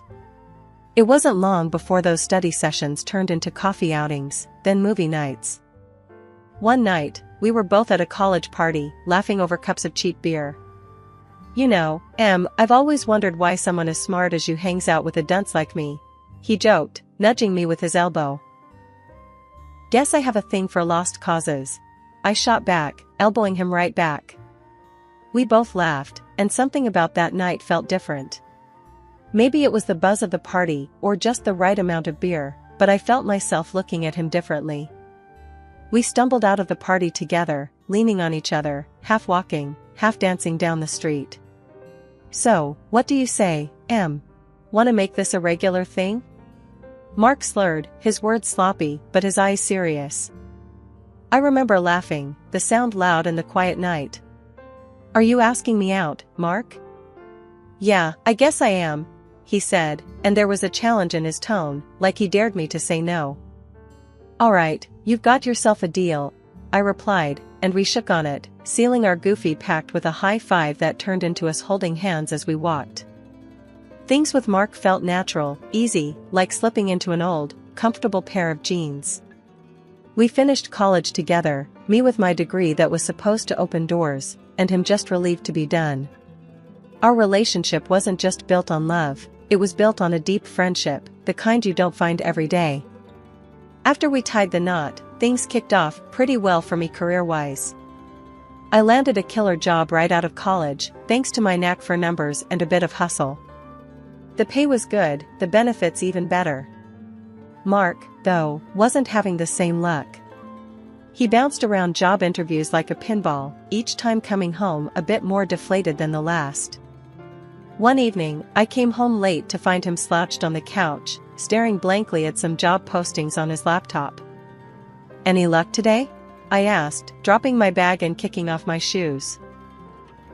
He glanced up, a forced smile, not quite reaching his eyes. Nah, same old, same old. I guess I'm too stupid. Hey, don't talk like that. You're just in a rough patch. I squeezed his hand, trying to transfer some of my optimism to him. Look, why don't you take a break from this? Let's go grab a bite. My treat. Mark closed his laptop with a sigh. Sure, why not? Not like I've got interviews lining up or anything. We ended up at a small diner around the corner, a place we frequented when we first moved in together. As we slid into our usual booth, Mark's mood seemed to lift a bit. The waitress, a middle-aged woman with a no-nonsense attitude, came over to take our order. The usual for you too? She asked, popping her gum. Mark grinned. Yeah, and keep the coffee coming, Judy. It's been one of those days. Coming right up, hun. She shot back with a wink. While we waited for our food, I watched Mark play with the sugar packets, lining them up and knocking them down like dominoes. You know, maybe this is a sign, he said suddenly. Maybe I'm not cut out for these corporate gigs. Maybe I should think outside the box. I leaned in, curious. Like what? I don't know, something hands-on, something real. Not just shuffling papers and pleasing bosses. You'd be great at that, I said, meaning every word. You're good with people, Mark. Maybe something in sales? Mark chuckled, his eyes lighting up a bit. That might be a good idea. The conversation drifted as our food arrived, but I could tell something had sparked in Mark. For the first time in months, he seemed to consider the possibilities rather than dwell on the failures. It took a good while, but finally, he snagged a position. Not the dream job by any stretch, and the paycheck? Well, it was nearly half of what I was pulling in. I didn't mind the disparity, I was just glad he found something. But Mark, he took it hard. You could see it ate at him, being the one who brought less to the table. I just never thought I'd be the one being supported, he admitted one night, his voice low, almost drowned out by the hum of the microwave in our tiny kitchen. Hey, it's us against the bills, not you against me. I tried to reassure him, passing him a beer. We're a team, right? Yeah, a team, he echoed, but his half-smile didn't reach his eyes. Over time, though, he seemed to get used to the setup. The weight of paying rent, groceries, and everything in between fell on my shoulders, and I handled it without a fuss. I even splurged on him now and then, fancy gadgets, the kind of clothes he wouldn't buy for himself. Mark got cozy with this arrangement, real cozy.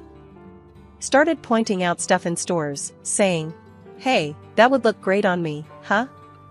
I laughed it off, clouded by love, thinking this was just playful banter between us. My colleagues at work saw it differently. He's getting a bit too comfortable, don't you think? They'd hint after I shared stories over lunch. I shrugged off their concerns, figuring they just didn't see the full picture of our marriage. He's been through a rough patch, it's my turn to spoil him a bit. I'd defend him, keeping my tone light. Just when I thought we had our lives on a steady track, the unexpected whacked us upside the head. The investment firm where I was making waves suddenly crashed, bankrupt, out of the blue. I came home that day, my head spinning, papers from HR clutched in my shaky hands. "Mark, you won't believe what happened," I said as soon as I walked through the door. I was met with the sight of him on the sofa, gaming controller in hand, mid-game. He paused his game and looked up, brows knitted. "What's up, babe?" "The company, they're done. Bankrupt. I'm jobless." He sat up straighter, the seriousness of the situation cutting through the usual homecoming chit-chat. "What? But you were just talking about a promotion last week." "Yeah, well, so much for that." I tossed the papers on the coffee table, a mix of severance info and legal jargon. "Everything's gone to hell, just like that." Mark set his controller down and came over to me, his expression a mix of concern and disbelief. "Emily, that's crazy. What are you gonna do?" I sank into the couch, the weight of the news anchoring me down. "I don't know. I need to start looking, I guess. But who's gonna hire someone from a tanked firm? It's like I've got the plague now." He rubbed my back, trying to be the rock I needed then. "You'll find something. You're brilliant. Any company would be lucky to have you." But weeks turned into months, and every interview ended with some version of "we'll be in touch," which really meant "don't hold your breath." The rejections piled up, slamming me with doubt and worry. One evening, after yet another "thanks, but no thanks," I vented to Mark over dinner. "It's like I'm toxic, Mark. Today, one guy actually said, 'Sorry, but we can't risk someone associated with that kind of failure.' As if I personally ran the company into the ground." Mark shook his head, stabbing at his food. "That's bull. They don't know what they're missing." "Yeah, well, apparently they think they're dodging a bullet," I muttered, pushing my own food around my plate. Then the bills started to grow, a monstrous pile that seemed to taunt us from the kitchen counter. Each envelope a reminder that my savings wouldn't last forever. Mark tried to pick up extra hours, but it wasn't enough to keep up. One night, as I was crunching numbers, trying to make sense of our dwindling finances, Mark came into the kitchen, a sheepish look on his face. "So, about the bills." I didn't even look up. "What about them?" He shuffled his feet, a sure sign he was nervous. "Well, it's just, I'm not pulling in much. Maybe we should cut back some more. Maybe we could move to a smaller place? Or sell the car?" I stared at him, the reality of our situation washing over me in a cold wave. "We're really in it, aren't we?" Mark nodded, coming over to wrap his arms around me. "We'll figure it out, Em. We always do." Weeks of fruitless job hunting ground me down, each day chipping away at my savings and hope. The money was running out fast, and Mark, who had grown used to a comfortable life, now shouldered all our bills. This shift brought out a side of him I'd never seen before. One night, he exploded.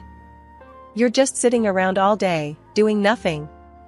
"I'm out there busting my ass, and for what? To come home to a freeloader?" His words stung. "Freeloader? Really, Mark? Who do you think kept us afloat all these years?" I shot back, my voice sharp with hurt and anger. He just scoffed, shaking his head. "Yeah, well, past's past. What are you doing now?" "Nothing." I couldn't believe what I was hearing. This wasn't the man I married. But before I could gather my thoughts to respond, the real blow came just a few days later. I came home early to grab some documents I needed for yet another potential job lead. As I opened the door, I froze. There was Mark in our living room, cozy with a woman I'd never seen. She was draped on his arm, laughing up at him like she owned the place. Mark straightened up, clearing his throat. "This is Anna. She's going to be my wife." The woman, Anna, looked me over with a smug grin. "He needs someone young and beautiful, if he's going to spend his money. Not someone who can't even keep a job." They laughed together, a sound that burned into my memory. I felt my heart shatter, rage and disbelief swirling into a toxic cloud in my chest. Then Mark did the unthinkable. He pulled out a stack of papers from behind him. "Here, divorce papers. I think it's time you moved on, Emily." Without saying another word, I took the papers. My hands shook as I signed them, each stroke of the pen severing the last ties I had to the man I once loved. I packed my things, my movements robotic. As I zipped up my suitcase, Mark and Anna didn't even pause their celebration. The contrast between their laughter and the tight, painful lump in my throat was too much. Walking out of that apartment, suitcase in hand, felt like stepping into a void. I had no job, no husband, and suddenly, no home. The morning after I left Mark, I woke up early, feeling displaced, but determined to start over. I had spent the night at a cheap motel, the kind where you pay cash and no one asks questions. I knew I needed a plan, fast. After a stale coffee and a dry muffin from the motel's vending machine, I walked the streets, aimlessly at first. Then, I remembered a beauty salon nearby, a place I used to frequent back in better days. The owner, Linda, had always been kind to me. Maybe, just maybe, she had some work, anything really. Linda was at the counter, her back turned, stocking some shelves. "Can I help you?" she called out without looking. "Linda, it's Emily. I was wondering if you had any work available." "Anything at all," I said, my voice a mix of hope and desperation. She turned around, her face lighting up with recognition, then concern. "Emily? Honey, what happened? You look like you've been through the ringer." I sighed, the story spilling out of me, the job loss, Mark's betrayal, the divorce. She listened, her expression softening with each word I said. "Oh, sweetie, I'm so sorry. Let's see what we can do for you." She pondered for a moment, tapping a finger on her lips. "You know, I need someone to help manage the front desk, answer phones, schedule appointments. You think you could handle that?" I nodded eagerly. "Yes, absolutely. I'd be grateful for any opportunity, Linda." She smiled, her warm, reassuring self. "Good. Why don't you start tomorrow? We'll figure out the rest as we go. And hey, about a place to stay, the apartment above the shop is empty. It's not much, but it's clean and safe. You can stay there for half the rent until you're back on your feet." I was overwhelmed, tears pricking at the corners of my eyes. "Linda, thank you. This means so much to me." "None of that now." She waved off my thanks. "You'd do the same in my shoes. Let's not make it a big deal. Just be here at 8 tomorrow, bright and early." The next few weeks were a blur of learning and adjusting. Linda showed me the ropes, and I picked up the nuances of the beauty industry quicker than I thought. It was like I was slowly piecing myself back together, finding a new purpose in a place I hadn't expected. Mark and my old life seemed like a distant memory, a bad dream that had loosened its grip on me. I worked hard, stayed late when needed, and slowly, I began to feel whole again. But it wasn't just about surviving anymore, I was starting to thrive. Linda noticed too. "Emily, you've really turned this place around," she said one evening as we were closing up. "I'm thinking about expanding, opening another location. What do you think about running this one for me if I do?" The offer took my breath away. "Really? Linda, are you serious?"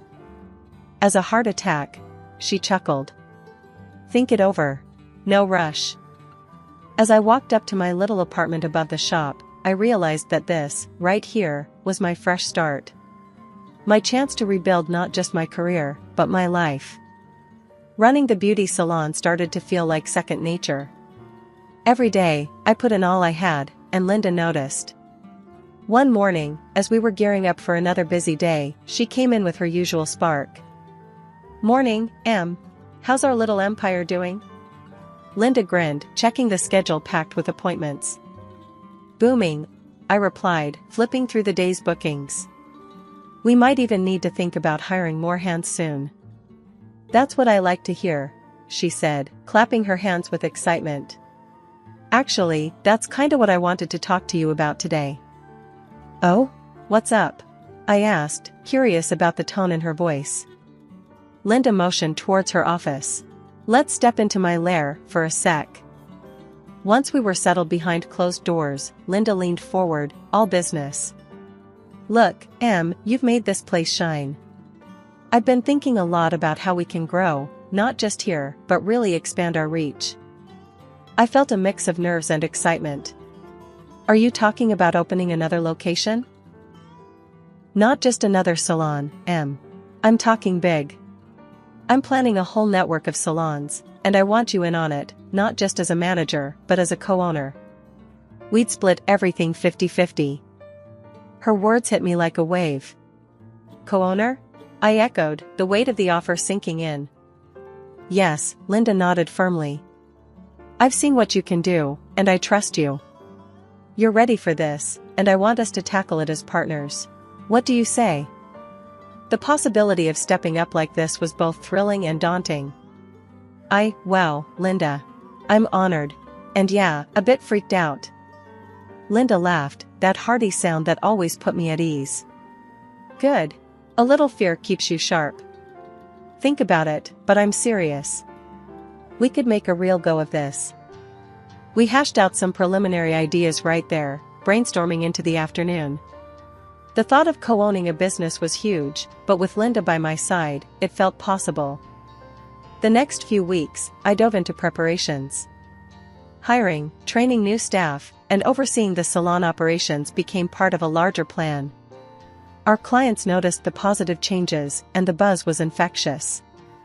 Linda and I spent evenings at a local cafe, laptops open, plans sprawling across the table. We talked leases, decor, branding, every detail of our expansion. Finally, the day came to announce our plans to the staff. Everyone gathered around, excited and a bit anxious about the future. "Ladies and gentlemen," Linda started, her voice brimming with pride, "thanks to your hard work, and especially Emily's leadership, we're expanding. And Emily here isn't just going to be your boss. She's going to be my partner in this venture. We're in this together." The team cheered, and I felt a swell of pride and determination. This was my shot, our shot, to build something lasting. It had been 7 years since the divorce, and life had moved on. I was in one of my salons, chatting with Mrs. Peterson, an elderly client who loved getting her hair done here every month. We were laughing about something trivial when the door swung open, and there he was, my ex-husband, Mark, with Anna, the same woman he had left me for. I stiffened, but before I could say a word, Mark burst out laughing, loud enough for everyone in the salon to hear. "Look at this, Emily has become just a simple hairdresser. What a waste of all that fancy education." Anna chimed in, her voice dripping with disdain. "Yeah, what a total loser. Guess the high-flying job didn't work out, huh?" The room fell silent, the air thick with tension. I felt every eye in the place on me, waiting to see how I'd respond. But before I could gather my thoughts, Mrs. Peterson stood up from her chair, her cape still draped around her. She pointed a manicured finger at them, her voice sharp as a tack. "You two ought to shut your mouths. This woman here," she waved her hand at me, "owns not only this salon, but a whole chain of them. She was just named one of the most successful young entrepreneurs in the country." Mark's laughter died in his throat. He looked like he'd been slapped. Anna's face went from mocking to shocked in an instant. "And another thing," Mrs. Peterson continued, her eyes narrowing. "I live next door to you clowns. Mark, you're hardly ever sober, and you get fired from your job so often it's a wonder you have any work at all." Mark's face turned beet red, from embarrassment or anger, I couldn't tell. He grabbed Anna's arm, muttering something under his breath about leaving. As they headed towards the door, Anna suddenly whirled around and stormed back in, Mark trailing helplessly behind her. "I want my hair done here, and I want you to do it, Emily," Anna declared, standing defiantly in the middle of the salon. Her voice was loud, her tone brazen, as if challenging me directly. I raised an eyebrow, taking in her audacious demand. "Sure, I can do that. It'll be $250 for a cut and style with me." Her confidence wavered, her eyes widening at the quote. "What? I'm not going to spend a quarter of my salary on some hairstyle." Mark, looking defeated and embarrassed, tried to pull her away again. "Come on, Anna, let's just go." They left for good this time, with Anna still muttering under her breath about the prices. I watched through the window as they got into an old car that looked like it had seen better days. As the days turned into weeks, the incident with Mark became just another story that added to the rich tapestry of my life's unexpected turns. The salons were thriving, and with each passing day, I found more reasons to look forward with optimism rather than backward with any regret. One crisp morning, while I was arranging the new line of organic hair care products on the shelves, Linda strolled in, her eyes bright with what I knew was another big idea. "I've been thinking about how we can expand our brand. What do you think about starting a training academy right here in the salon? We could teach the next generation of stylists, pass on what we've learned." I paused, considering the idea. It was bold, like most of Linda's ideas, but it made sense. "That sounds amazing. We've got the space, and it could really set us apart from the competition," I replied, my mind already racing with the possibilities. "Exactly my thought." Linda clapped her hands, her enthusiasm infectious. "And I want you to lead this project, Em. You've got the knack for this, and I trust your judgment completely." The idea of leading such a significant new venture was both thrilling and daunting, but I felt ready for the challenge. "I'd love to, Linda. Really, it means a lot that you trust me with this." We spent the next few hours sketching out what the academy could look like, discussing everything from curriculum to licensing. As we talked, I realized how far I had come, from feeling defeated and alone to charting the future of a business I co-owned. Later that day, as I was tidying up after a busy afternoon, one of our regular clients, Mrs. Harper, approached me. She had been coming to the salon since we opened this location and had always shown an interest in the business side of things. "Emily, I've been hearing great things about what you're planning," she began, her tone earnest. "You know, my granddaughter is finishing school soon, and she's got a real passion for beauty. Maybe she could join your academy?" "That would be wonderful, Mrs. Harper," I said, genuinely pleased. "We'd be honored to help her start her journey.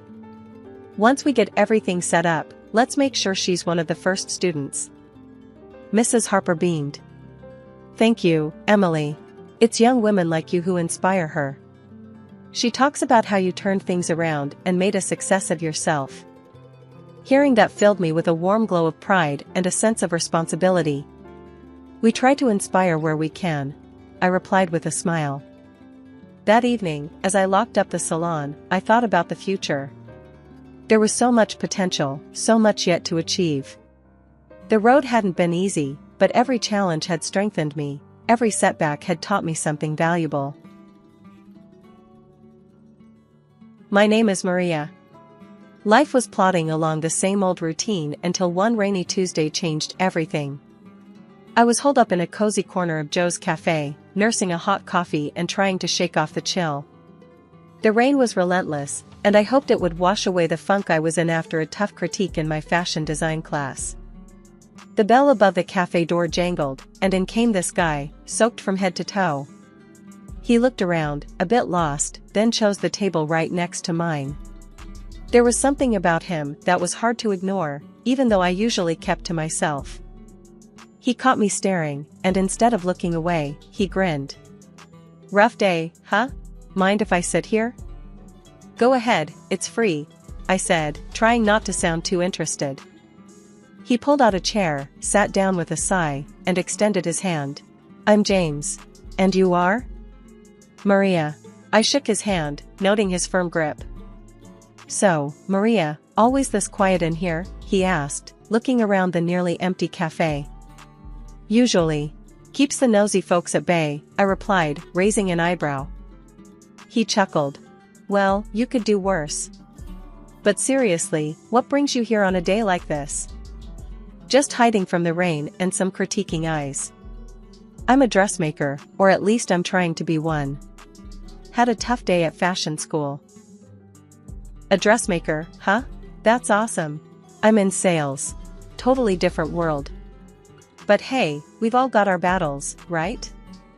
Right, I nodded. His easy demeanor was a welcome change from the usual stress I faced. We ordered another round of coffee, and the conversation flowed as easily as the rain outside. We talked about everything from our jobs to our dreams. James wanted to make it big in sales, always chasing the next big deal. What about you, Maria? What's your big dream? He asked, leaning in a bit. To run my own atelier. I want to design clothes that don't just fit the body, but fit the soul too. Sounds cheesy, huh? Not at all. You'll get there. And hey, if you ever need a brutally honest opinion on your designs, give me a shout. I'm known for my brutal honesty. As the rain tapered off, we realized we'd spent hours talking. Guess it's time to face the real world again, James said reluctantly. Yeah, guess so. Thanks for the company, James. It was surprisingly nice. Same here, Maria. Here's my number. Text me about those designs, or if you just want to escape another critique session, he said, scribbling on a napkin. James and we didn't waste any time. We knew we had something special, and before a year had ticked by, we were planning a wedding. It was nothing fancy, just close friends and family in a little chapel downtown. After we got married, things started moving even faster. We found a small apartment, big enough for two, and soon enough, it needed to be big enough for three. Lily came along, and suddenly my dreams of running my own atelier didn't seem so distant. James, can you believe we're doing this? A family, my atelier, it's all happening. I said to him one night as we sat surrounded by sketches and fabric samples. James was sprawled on the sofa, papers scattered around him, looking every bit the part of a tired sales manager. It's a lot, Maria. But hey, we're making it happen, right? Just gotta keep pushing. Opening the atelier wasn't smooth sailing. Money was tight, and James's income was hit or miss, depending on the month. But I was determined. I started taking custom orders, sewing late into the night while James would try and pick up extra shifts. It was a grind, but a shared one. Hey, babe, these electric bills are killing us. Maybe cut back on the late nights? James would say, half joking, but knowing full well the lights were on for a reason. I'd shoot back, a bit sharper than intended. Sure, and maybe you could stop buying those fancy suits? James would raise an eyebrow, then grin. Ouch. Low blow. But fair enough. We both gotta make some sacrifices, huh? Exactly. If we tighten up now, think of where we could be in a few years. I'd respond, softening. I knew he was trying, but so was I, hard. As the atelier began to gain a bit of traction, my relationship with James saw more strain. We were both hustling, but our ideas of hustle looked pretty different. James loved his designer labels, a habit that didn't die with marriage or fatherhood. It was one of those constant nags at the back of my mind, gnawing away. You buying another watch? Really, James? I'd snap after seeing a new box on our dresser. It's not a big deal, Maria. It was on sale. He'd defend himself, his tone defensive. A sale? We need a new sewing machine. That's what we need on sale, I'd retort, frustration bubbling over. These spats became more frequent. They said money problems could break a marriage, and now I understood why. But every time I looked at Lily or walked into my atelier, I felt the fight in me burn brighter. I wasn't just building a business, I was building a future, our daughter's future. As the months rolled by, the atelier started to become what I had dreamed. Orders were coming in, clients were happy, and my little corner of the world was thriving. Life at the atelier was booming, but at home, things were starting to fray around the edges. Lily was growing up fast, already a teenager with her own ideas and attitudes about the world. She wasn't the little girl who used to play with fabric scraps on the floor of my studio anymore. Now, she seemed more interested in her phone and what her friends were doing. One evening, I overheard her talking on the phone. My mom? Yeah, she's just a dressmaker. It's kinda old-fashioned, you know? Not really cool. Hearing her say that stung more than I wanted to admit. The next day, I tried to talk to her about it. Lily, I heard you talking about my job last night. Does it really embarrass you that I'm a dressmaker? She shrugged, avoiding my eyes. It's just, all my friends' parents have normal jobs, and it's not cool, Mom. Normal jobs? Lily, what I do is a profession. It's how we manage to live comfortably. Don't you think that's important? I was trying to keep my voice even, but it was hard not to feel hurt. Whatever, Mom. It's just how I feel. She walked away, her words hanging heavy between us. James's spending habits didn't help matters. Every month, there seemed to be new charges for clothes or gadgets he didn't need. James, we talked about this. We need to save, not spend. Especially on things we don't need. Come on, Maria, I work hard. I should be able to enjoy the fruits of my labor. It's not like I'm blowing through our savings. He brushed off my concerns with a wave of his hand. But it's not just about you, or even us. It's about Lily, about her future. We need to be thinking long term. My voice was rising, frustration boiling over. All right. I get it. I'll cut back. James's reply was quick, an attempt to end the conversation more than a promise to change. Then there were the moments with Lily that felt like trying to talk to a stranger. Lily, you used to love coming to the atelier. Don't you want to help me out anymore? I asked her one Saturday morning, hoping to reconnect. Mom, that was when I was a kid. I'm not interested in that stuff anymore. She barely looked up from her phone. I sighed, feeling the rejection. You know, I built all this for us, for our family. I thought you'd be proud. Mom, it's just not my thing, okay? Her tone was dismissive, and it felt like a door slamming shut. One day, scrolling through Lily's phone while she was doing homework, I stumbled across a photo that made me pause. It was Lily and an unfamiliar young woman, both smiling at the camera. Lily, who's this with you in the picture? She glanced over, her expression shifting to discomfort. Oh, that's just my friend's mom. But it didn't stop there. Lily started spending more time with James, often out of the house. Meanwhile, I buried myself in work, barely seeing them. I noticed more photos popping up on social media, Lily, James, and the same woman at various events and beautiful places. It became a pattern, this mysterious woman always there, smiling alongside my family while I was left out, sewing away into the night. Coming home that night felt different. The house was too quiet, and a sinking feeling hit me as soon as I turned the key in the lock. I called out, expecting to hear James or Lily, but there was no response. My heart thudded painfully in my chest as I stepped further inside. The living room light was on. I rounded the corner and stopped dead in my tracks. There, on our sofa, sat James and a woman, the same woman from the pictures. James, what is this? What's going on? My voice came out sharper and louder than I intended. James didn't even have the decency to stand up. He just looked at me, cold and distant. Maria, this is Helen. She's moving in. We need you to move out. The words were so blunt, so brutally delivered, they nearly knocked the wind out of me. Move out? This is my home, James. You're asking me to leave my own house? Helen smirked, crossing her legs and looking around like she owned the place. Well, it seems like James made his choice, honey. Best you make this easy on everyone and just leave. Shut up. I snapped, my focus shifting angrily between her and James. I'm not talking to you. James, how could you do this to us? To your family? James stood up finally, his expression one of annoyance rather than remorse. It's done, Maria.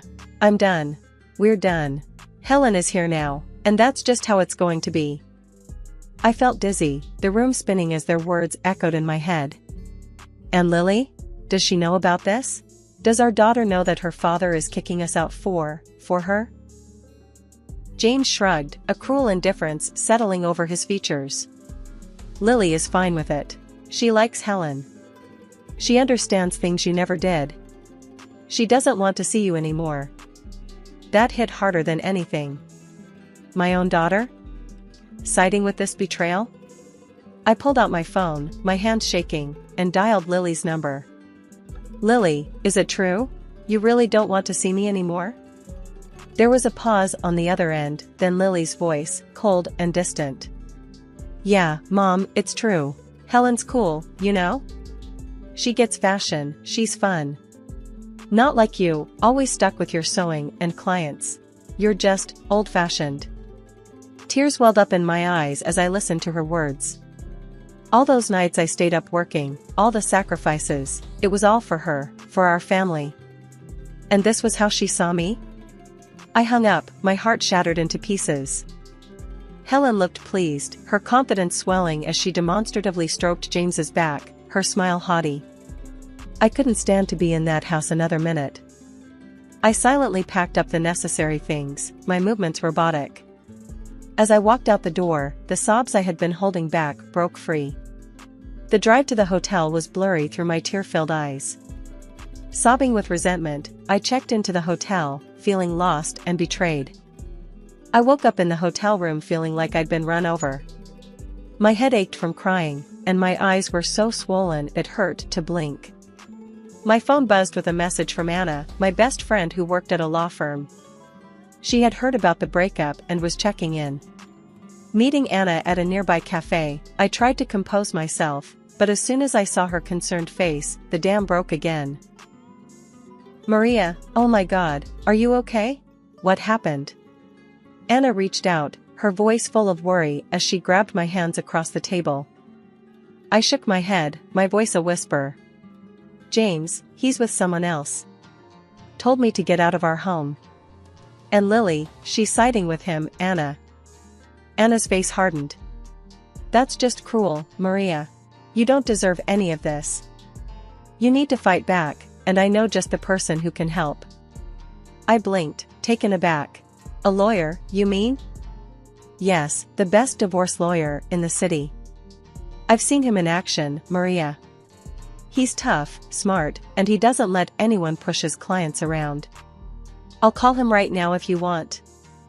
Do you think I can afford him, though? With everything going on? Anna waved off my concern. He's worth every penny, and I'll help you with the costs if it comes to that. No one messes with my best friend and gets away with it. Encouraged by her fierce loyalty, I nodded. Okay, call him. I want to see James regret what he's done to me and Lily. Anna quickly dialed and spoke briefly with someone on the other end. After she hung up, she smiled. He can meet us tomorrow. He said to bring anything that might help your case. The next day, meeting the lawyer felt like stepping into a new chapter. His office was stark but impressive, and his handshake was firm. Mrs. Richardson, I've been briefed by Anna. I assure you, we're going to sort this out. Now, tell me everything. As I recounted the details, the lawyer took notes, his expression growing more intense. Your husband's actions constitute not only infidelity, but also financial betrayal. We can fight for not only your marital home, but also adequate support for you and your daughter. Thank you, I just want what's fair. For me and my daughter. Of course. Now, about your financial situation, do you know if your husband has been diverting family funds for his affair? I don't know. I've been too shocked to look into it.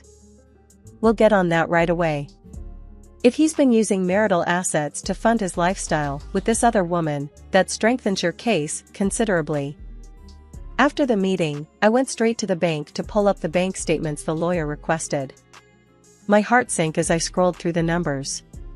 The savings account that I had earmarked for Lily's education and our retirement was nearly empty. Transactions showed payments for jewelry, expensive restaurants, and trips, none of which were for me or Lily. I gasped, the realization hitting me hard. I had been robbed blind. Back at the lawyer's office, I showed him the statements, my hands trembling. "Look at this. It's all gone. He spent it all." The lawyer's eyes narrowed as he reviewed the documents. "This is outright theft, Maria. We will definitely get this back. He's not going to get away with it." Before the courtroom drama even began, my lawyer tried to ease the tension and the potential fallout by offering to conclude a settlement agreement. He thought it might be best for everyone, especially Lily, to avoid the spectacle of a trial. But James flatly refused. He was convinced he could win in court and wouldn't budge. I had a heart-wrenching meeting with James and Lily right before we were set to appear in court. During this meeting, Lily dropped a bombshell. "I want to live with Dad and Helen, not you, Mom." James and Helen laughed, their happiness piercing my heart like a dagger. It was excruciating to hear, but I swallowed the pain and told her, "I respect your decision, Lily." The air in the courtroom was thick with tension as I walked in, seeing James sitting confidently with Helen and Lily by his side. My lawyer gave me a reassuring nod as we approached our table, ready to face whatever came our way. "Remember, stay calm and stick to the facts," he whispered as we sat down. The judge entered, and the room fell silent. "We are here to address the dissolution of marriage between Maria Richardson and James Richardson. Mrs. Richardson has also brought forth claims of financial mismanagement. We will proceed with the opening statements." James's lawyer was the first to speak. "Your Honor, we contend that Mrs. Richardson's claims are exaggerated. My client has been a good husband and father, and any financial issues were mutual decisions. We seek a fair division of assets and primary custody of their daughter for Mr. Richardson." His words made my blood boil, but I kept my face neutral. My lawyer stood, his voice clear and commanding. "Your Honor, we will demonstrate that Mr. Richardson not only committed adultery but also deliberately misused family funds, significantly harming Mrs. Richardson and their daughter's financial security. We seek the marital home, full custody of their daughter, and appropriate financial restitution." The evidence presentation was grueling. I watched as bank statements, receipts, and photos were displayed, each one a stab at the life I thought I had. James squirmed, his discomfort visible, especially as the receipts from jewelry stores and luxury hotels were shown, none of which were for me or with me. The turning point came when my lawyer presented a series of messages between James and Helen, clearly detailing their affair and his spending on her. The evidence was damning, and even James's lawyer seemed to falter. "Mr. Richardson, can you explain these messages?" my lawyer asked, his tone cool. James stuttered, his facade crumbling. It was just a fling. It didn't mean anything. I wasn't using family funds for—" "Your Honor, the bank statements disagree," my lawyer interjected, showing the court the detailed transactions that James couldn't explain away. In his closing statement, my lawyer was resolute. Mrs. Richardson trusted her husband to honor their shared life and responsibilities. Instead, she and her daughter were betrayed. We ask for a ruling that reflects the gravity of Mr. Richardson's actions. James and Helen were silent as the courtroom buzzed around them. The judge nodded, taking in all the information before adjourning the session. The courtroom was packed on the day of the final hearing, the air heavy with anticipation. I sat there, hands folded in my lap, trying to keep my nerves in check. James, Lily, and Helen were on the other side, looking confident and smug. The judge cleared his throat and began reading the decision.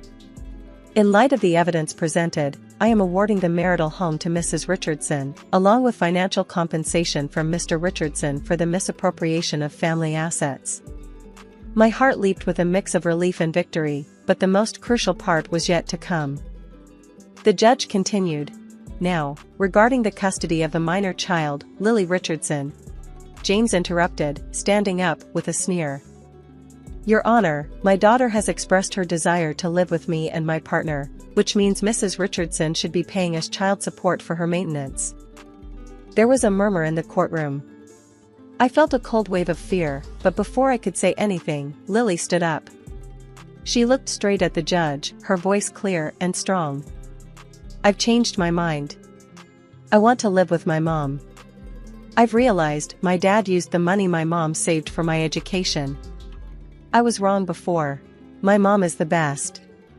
She's smart and modern, and I want to be with her. The courtroom fell silent. James's face dropped, his smug smile wiped away in an instant. Tears of happiness and relief rolled down my cheeks as I listened to Lily's words. The judge nodded, looking impressed by Lily's courage.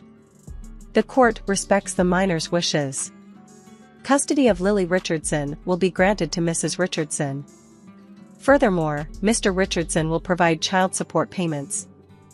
James slumped back into his seat, defeated. The judge concluded the proceedings, and as we walked out of the courtroom, I pulled Lily into a tight embrace. I love you so much, Lily.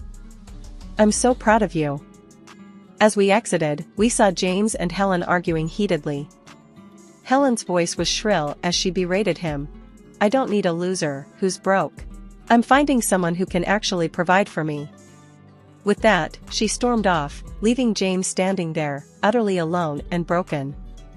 A few months after the dust had settled and our lives began to find a new rhythm, a bit of unexpected news found its way to me. Turns out, James was fired from his job not long after the court's decision. He struggled to find work for a good while, which was something I heard through the grapevine. When he finally did land a job, it was as a handyman. The days of fancy suits and expensive shoes were behind him. With that chapter behind us, life in our new home felt like waking up to a new world. Mom, I was thinking. Lily started, her spoon clinking against her cereal bowl. Why don't we do something big with the atelier? Like, really shake things up? I smiled, sipping my coffee. What do you have in mind? Maybe we could start online classes, teach people how to sew and design. Share what you've taught me. It could be a whole new part of our business, she suggested, her eyes bright with excitement. As we talked, the seeds of our new project took root. We spent the weekend mapping out our ideas, turning the atelier into a buzzing hub of creativity and innovation. The next few months were a whirlwind. We launched our website, and the response was overwhelmingly positive. People from all over signed up for classes, eager to learn from us. The sense of community was palpable, even through the screen. Our lives had settled into a comfortable rhythm, filled with fabric swatches and video tutorials. The atelier was thriving, and so were we. But something was still missing, and I knew exactly what it was. One sunny afternoon, I broached the subject with Lily. How would you feel about moving to a bigger place? Somewhere with more space for both our home and the business? Lily's eyes lit up. Really? Could we? I've been saving up, and with the business doing well, I think it's the perfect time. We could use a fresh start, don't you think? Absolutely, Mom. Let's do it. She agreed without hesitation. So, we began house hunting, eventually finding a charming little house in the suburbs, with plenty of room for both our living quarters and a spacious new atelier. Moving day was a flurry of boxes and laughter, the excitement palpable as we set up our new home. The house quickly filled with new memories, every room echoing with our laughter and dreams. The atelier, now twice the size of our old one, became a local hub for aspiring designers and hobbyists alike. Looking out over our new beginning, I knew we had finally found our place in the world. It wasn't just about surviving, it was about thriving, about making each day count. My name's Emma. Jack and I have a son, Liam, who's 20 and off at college right now. We've been scrimping and saving for years to keep him there, cutting corners, skipping vacations, you name it, all so he could have a shot at something bigger.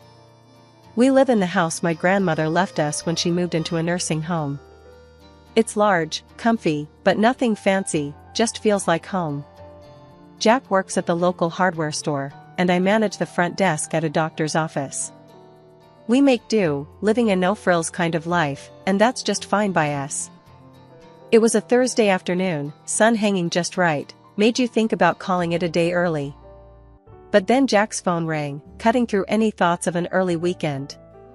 I was chopping carrots, mind half on dinner, half on a list of bills that needed paying, when I heard him answer. "Hello? Mom? Slow down, what's wrong?"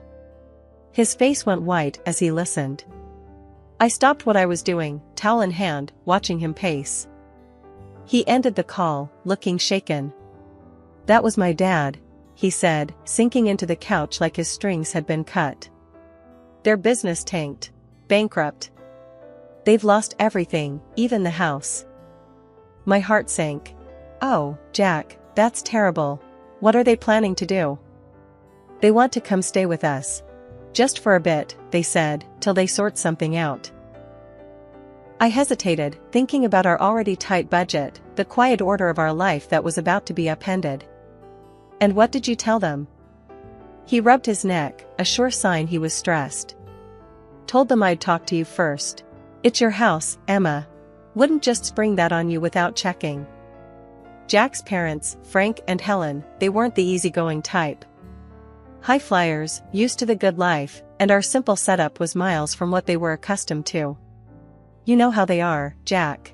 This house, it ain't their style." I know. He looked uneasy. "But they're my folks, Em. They're stuck." Thinking of all the times they'd visited, noses turned up at our modest living, it was clear they'd be like fish out of water here. But then, picturing them desperate enough to ask for help, my resolve softened. "All right, they can come. But it's temporary, right? Just till they're back on their feet?" He picked up his phone, dialed, and after a short, muffled exchange, "Mom, Emma, and I talked it over. You can crash here for a bit. But just till you find a place, got it? We're not running a hotel." I couldn't hear what was said on the other end, but Jack's tight-lipped, "Yes, Mom, we're clear," gave me the gist. He hung up and exhaled long and hard. "They're thankful, Em. They'll be here next week." Last week, Jack told his folks they could stay with us for a bit. And today, they were moving in.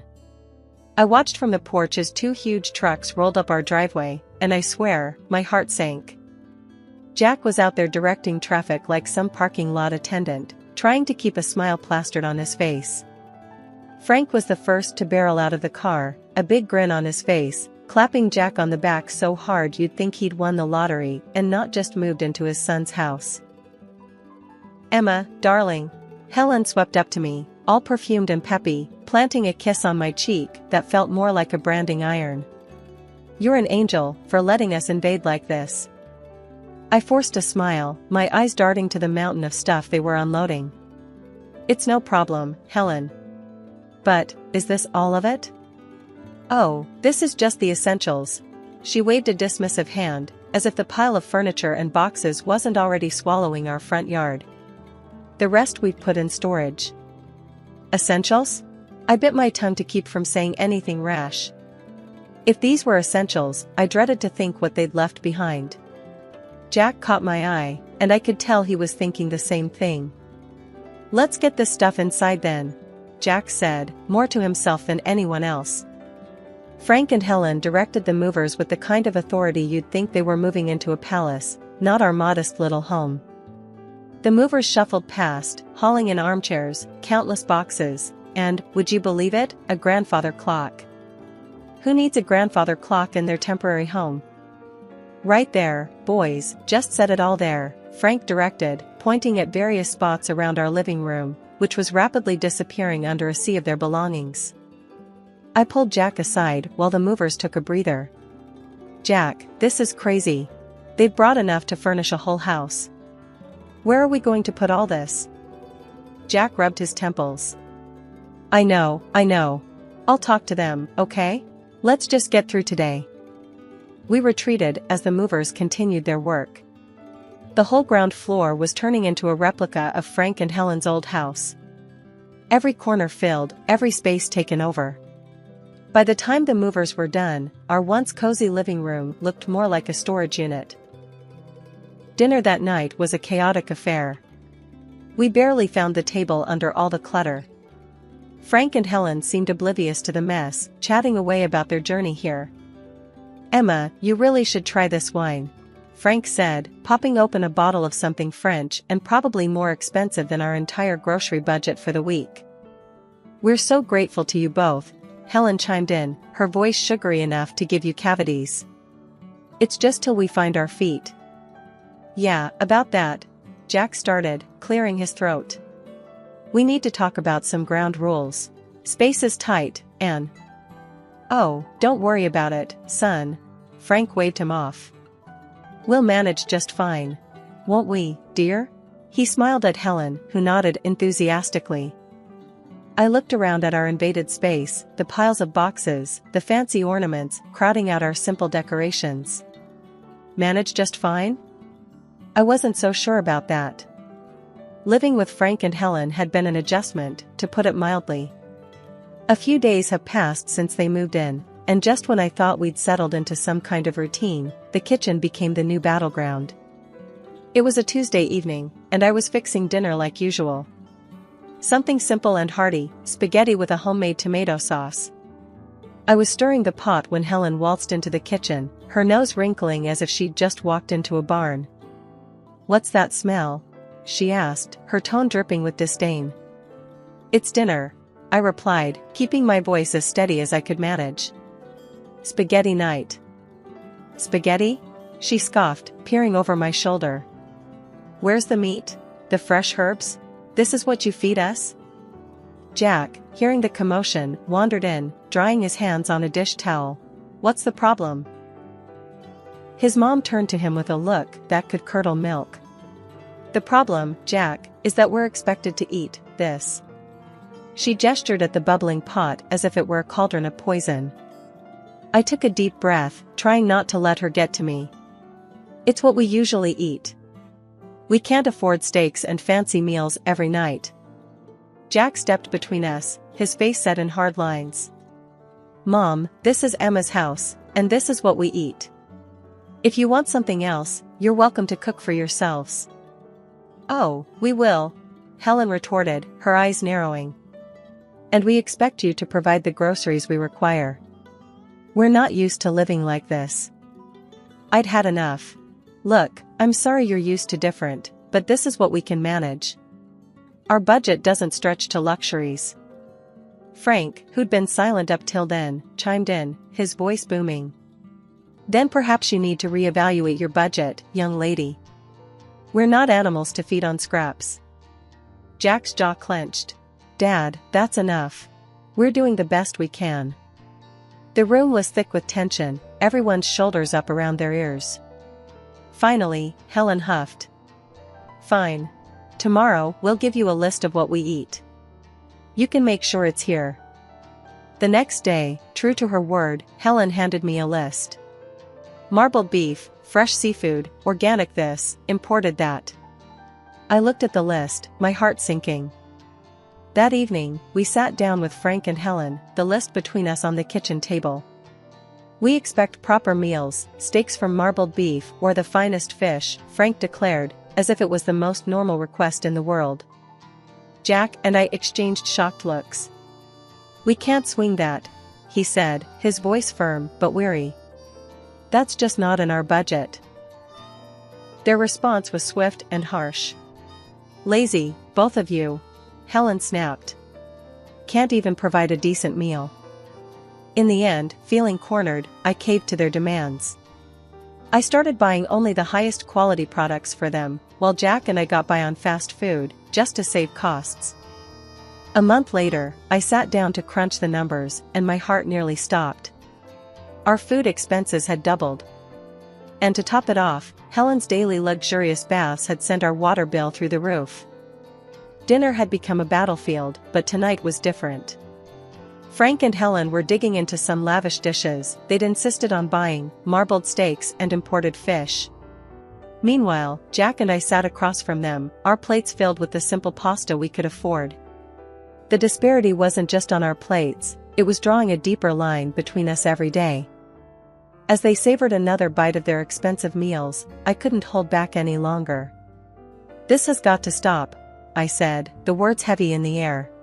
Helen looked up, her fork halfway to her mouth. "What are you talking about now? We can't keep living like this. Eating separately, different meals, it's ridiculous. From now on, everyone in this house eats the same. And we're sticking to what we can afford." Frank laughed, a harsh sound that grated on my nerves. "You expect us to eat that slop?" "It's not slop, it's dinner. It's what we eat," I shot back, my patience fraying. The laughter vanished from Frank's face, replaced by a scowl. Helen chimed in, her tone sharp and accusing. "How can you be so greedy and lazy? Cooking decent food isn't that hard." They both turned to Jack, their expressions full of expectation. "You're going to let her talk to us like this? In your own house?" That was the last straw. Jack's hand slammed down on the table, making the plates jump. "First off, this is Emma's house. And you will treat her with respect." The impact of his words hit hard. Helen's eyes filled with tears, her voice quivering. "I never expected you to raise your voice at me, your own mother." Frank's anger boiled over as he stood, pointing an accusing finger at Jack. "Look at you, henpecked and dancing to her tune. Is this what you've become?" I stood my ground, though my heart was pounding. "Enough. This conversation is over. From today, no more expensive steaks or fish. We eat the same, all of us." Their looks could have frozen the room. For a moment, no one moved, then, without a word, Frank and Helen pushed back from the table and left. Jack and I sat back down, the silence hanging heavy between us. He reached for my hand, squeezing it tight. "I'm sorry it had to come to this." "I am too," I replied, feeling the weight of the evening settle around us. "But it's the right thing. We can't live like this." After the big blow-up at dinner, things cooled down, but only on the surface. Frank and Helen were quieter, sure, but there was a slyness to their silence that put me on edge. I had a feeling they weren't going to take the new house rules lying down, and I was right. It started subtly.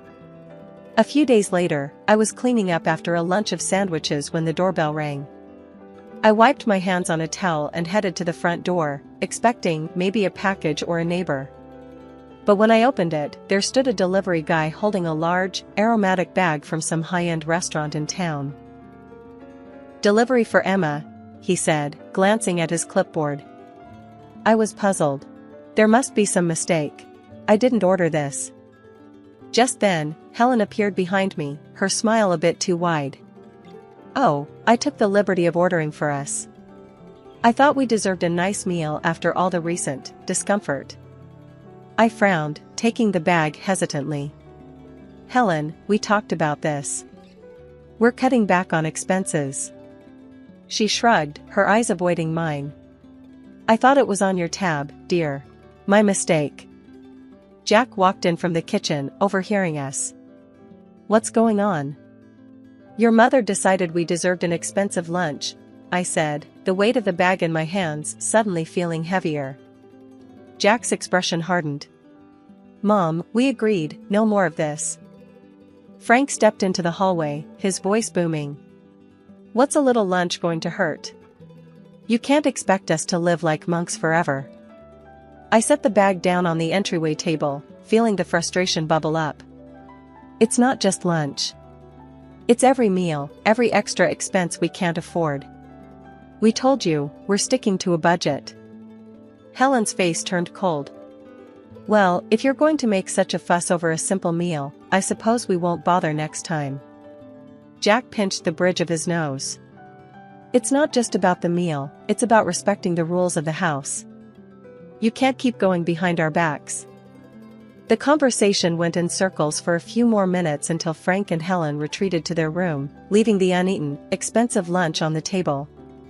Jack and I looked at each other, the unspoken agreement hanging between us that this couldn't go on.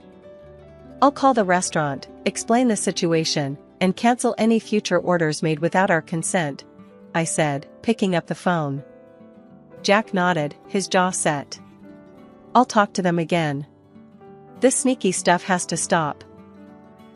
The peace was short-lived after the incident with the unauthorized lunch. Helen and Frank seemed to simmer just below the surface, and you could cut the tension in the house with a knife. I was washing dishes one evening when the calm shattered once again. Jack had just come in from the yard, looking weary. I was about to ask him about his day when the loud crash from the living room had us both running. We found Frank standing over a broken vase, one of the few decorations I really cared about. "What happened here?" Jack asked, trying to keep his voice level. "It slipped," Frank said, barely looking regretful. "Accidents happen." But his tone was all wrong. It wasn't apologetic, it was defiant.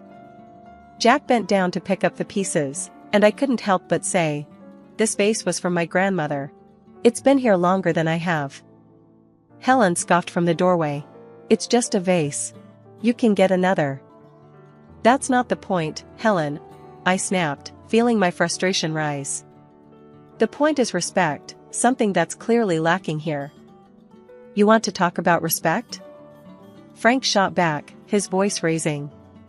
"What about respecting us? Treating us like second-class citizens in this house?" Jack stood up, facing his father. "You're living here by our goodwill, Dad. Remember that." "It doesn't feel like goodwill," Helen chimed in, her words sharp. "It feels like we're unwelcome." Every day felt like walking on a tightrope with Frank and Helen in our house, but one evening pushed me past my breaking point. We were sitting around the dinner table, the same place that had witnessed countless arguments now, when Helen casually dropped her latest bombshell. "Jack, darling, I found this lovely coat today, and I think we should buy it using the college fund you've set up for Liam," she said, as if suggesting we switch brands of coffee. I choked on my water, coughing as I set my glass down hard on the table. "What did you just say?" I managed, my voice a mix of disbelief and rising anger. Helen smiled sweetly, clearly mistaking my shock for compliance. "It's just money, dear. Liam can always take out loans for college. I really need a new coat." Jack, who'd been quietly seething beside me, slammed his fork down. "Mom, that's out of the question. That money is for our son's education. We're not using it for anything else." Helen's face twisted into a scowl. "How can you deny your own mother a simple request?" "It's not simple, and that's final," I snapped, feeling the last of my patience evaporate. Frank chimed in, his voice raised to a shout. "You're both being unreasonable and cruel. We're your family." The threat came next, his voice cold and calculated. "Maybe the local press would be interested to know how you treat your family." "What about your bosses, huh? Would they like to know?" I felt a mix of fury and fear churn in my stomach, but I knew we couldn't cave. "Enough," I shouted back, standing up. "This is not how family treats each other. You two need to find another place to live. This isn't working."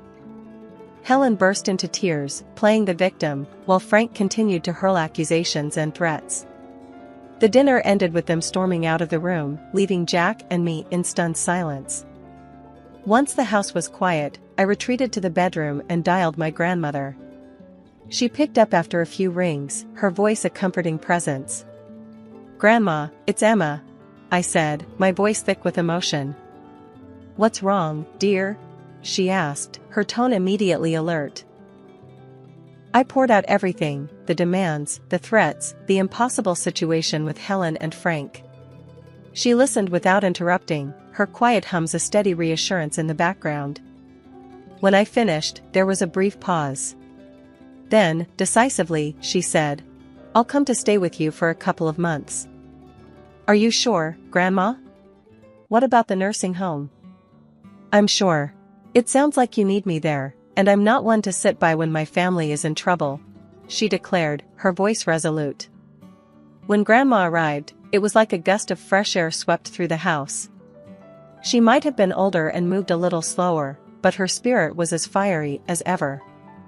Frank and Helen were visibly put off by her sudden presence, their discomfort clear as day. "I'll be staying on the ground floor," Grandma declared firmly the moment she rolled through the door, her suitcase following behind her like a loyal companion. I expect some things will need to be moved. Frank tried to mask his irritation with a forced smile. Of course, we'll make you comfortable. Won't we, Helen? Helen nodded stiffly, her eyes darting around, probably calculating what they'd need to shift or hide away. I couldn't help but feel a surge of relief. Finally, someone was putting them in their place. As soon as the movers finished rearranging the furniture to make room for Grandma, she called a family meeting in the living room. Now, I've heard quite a bit from Emma about what's been going on here, and I'm not pleased. She began, her tone stern, cutting through any pretense of pleasantries. Frank opened his mouth to protest, but Grandma raised her hand, silencing him. I'm not done. This house is still mine, technically. And while I've allowed Emma and Jack to live here without rent, that doesn't extend to you too.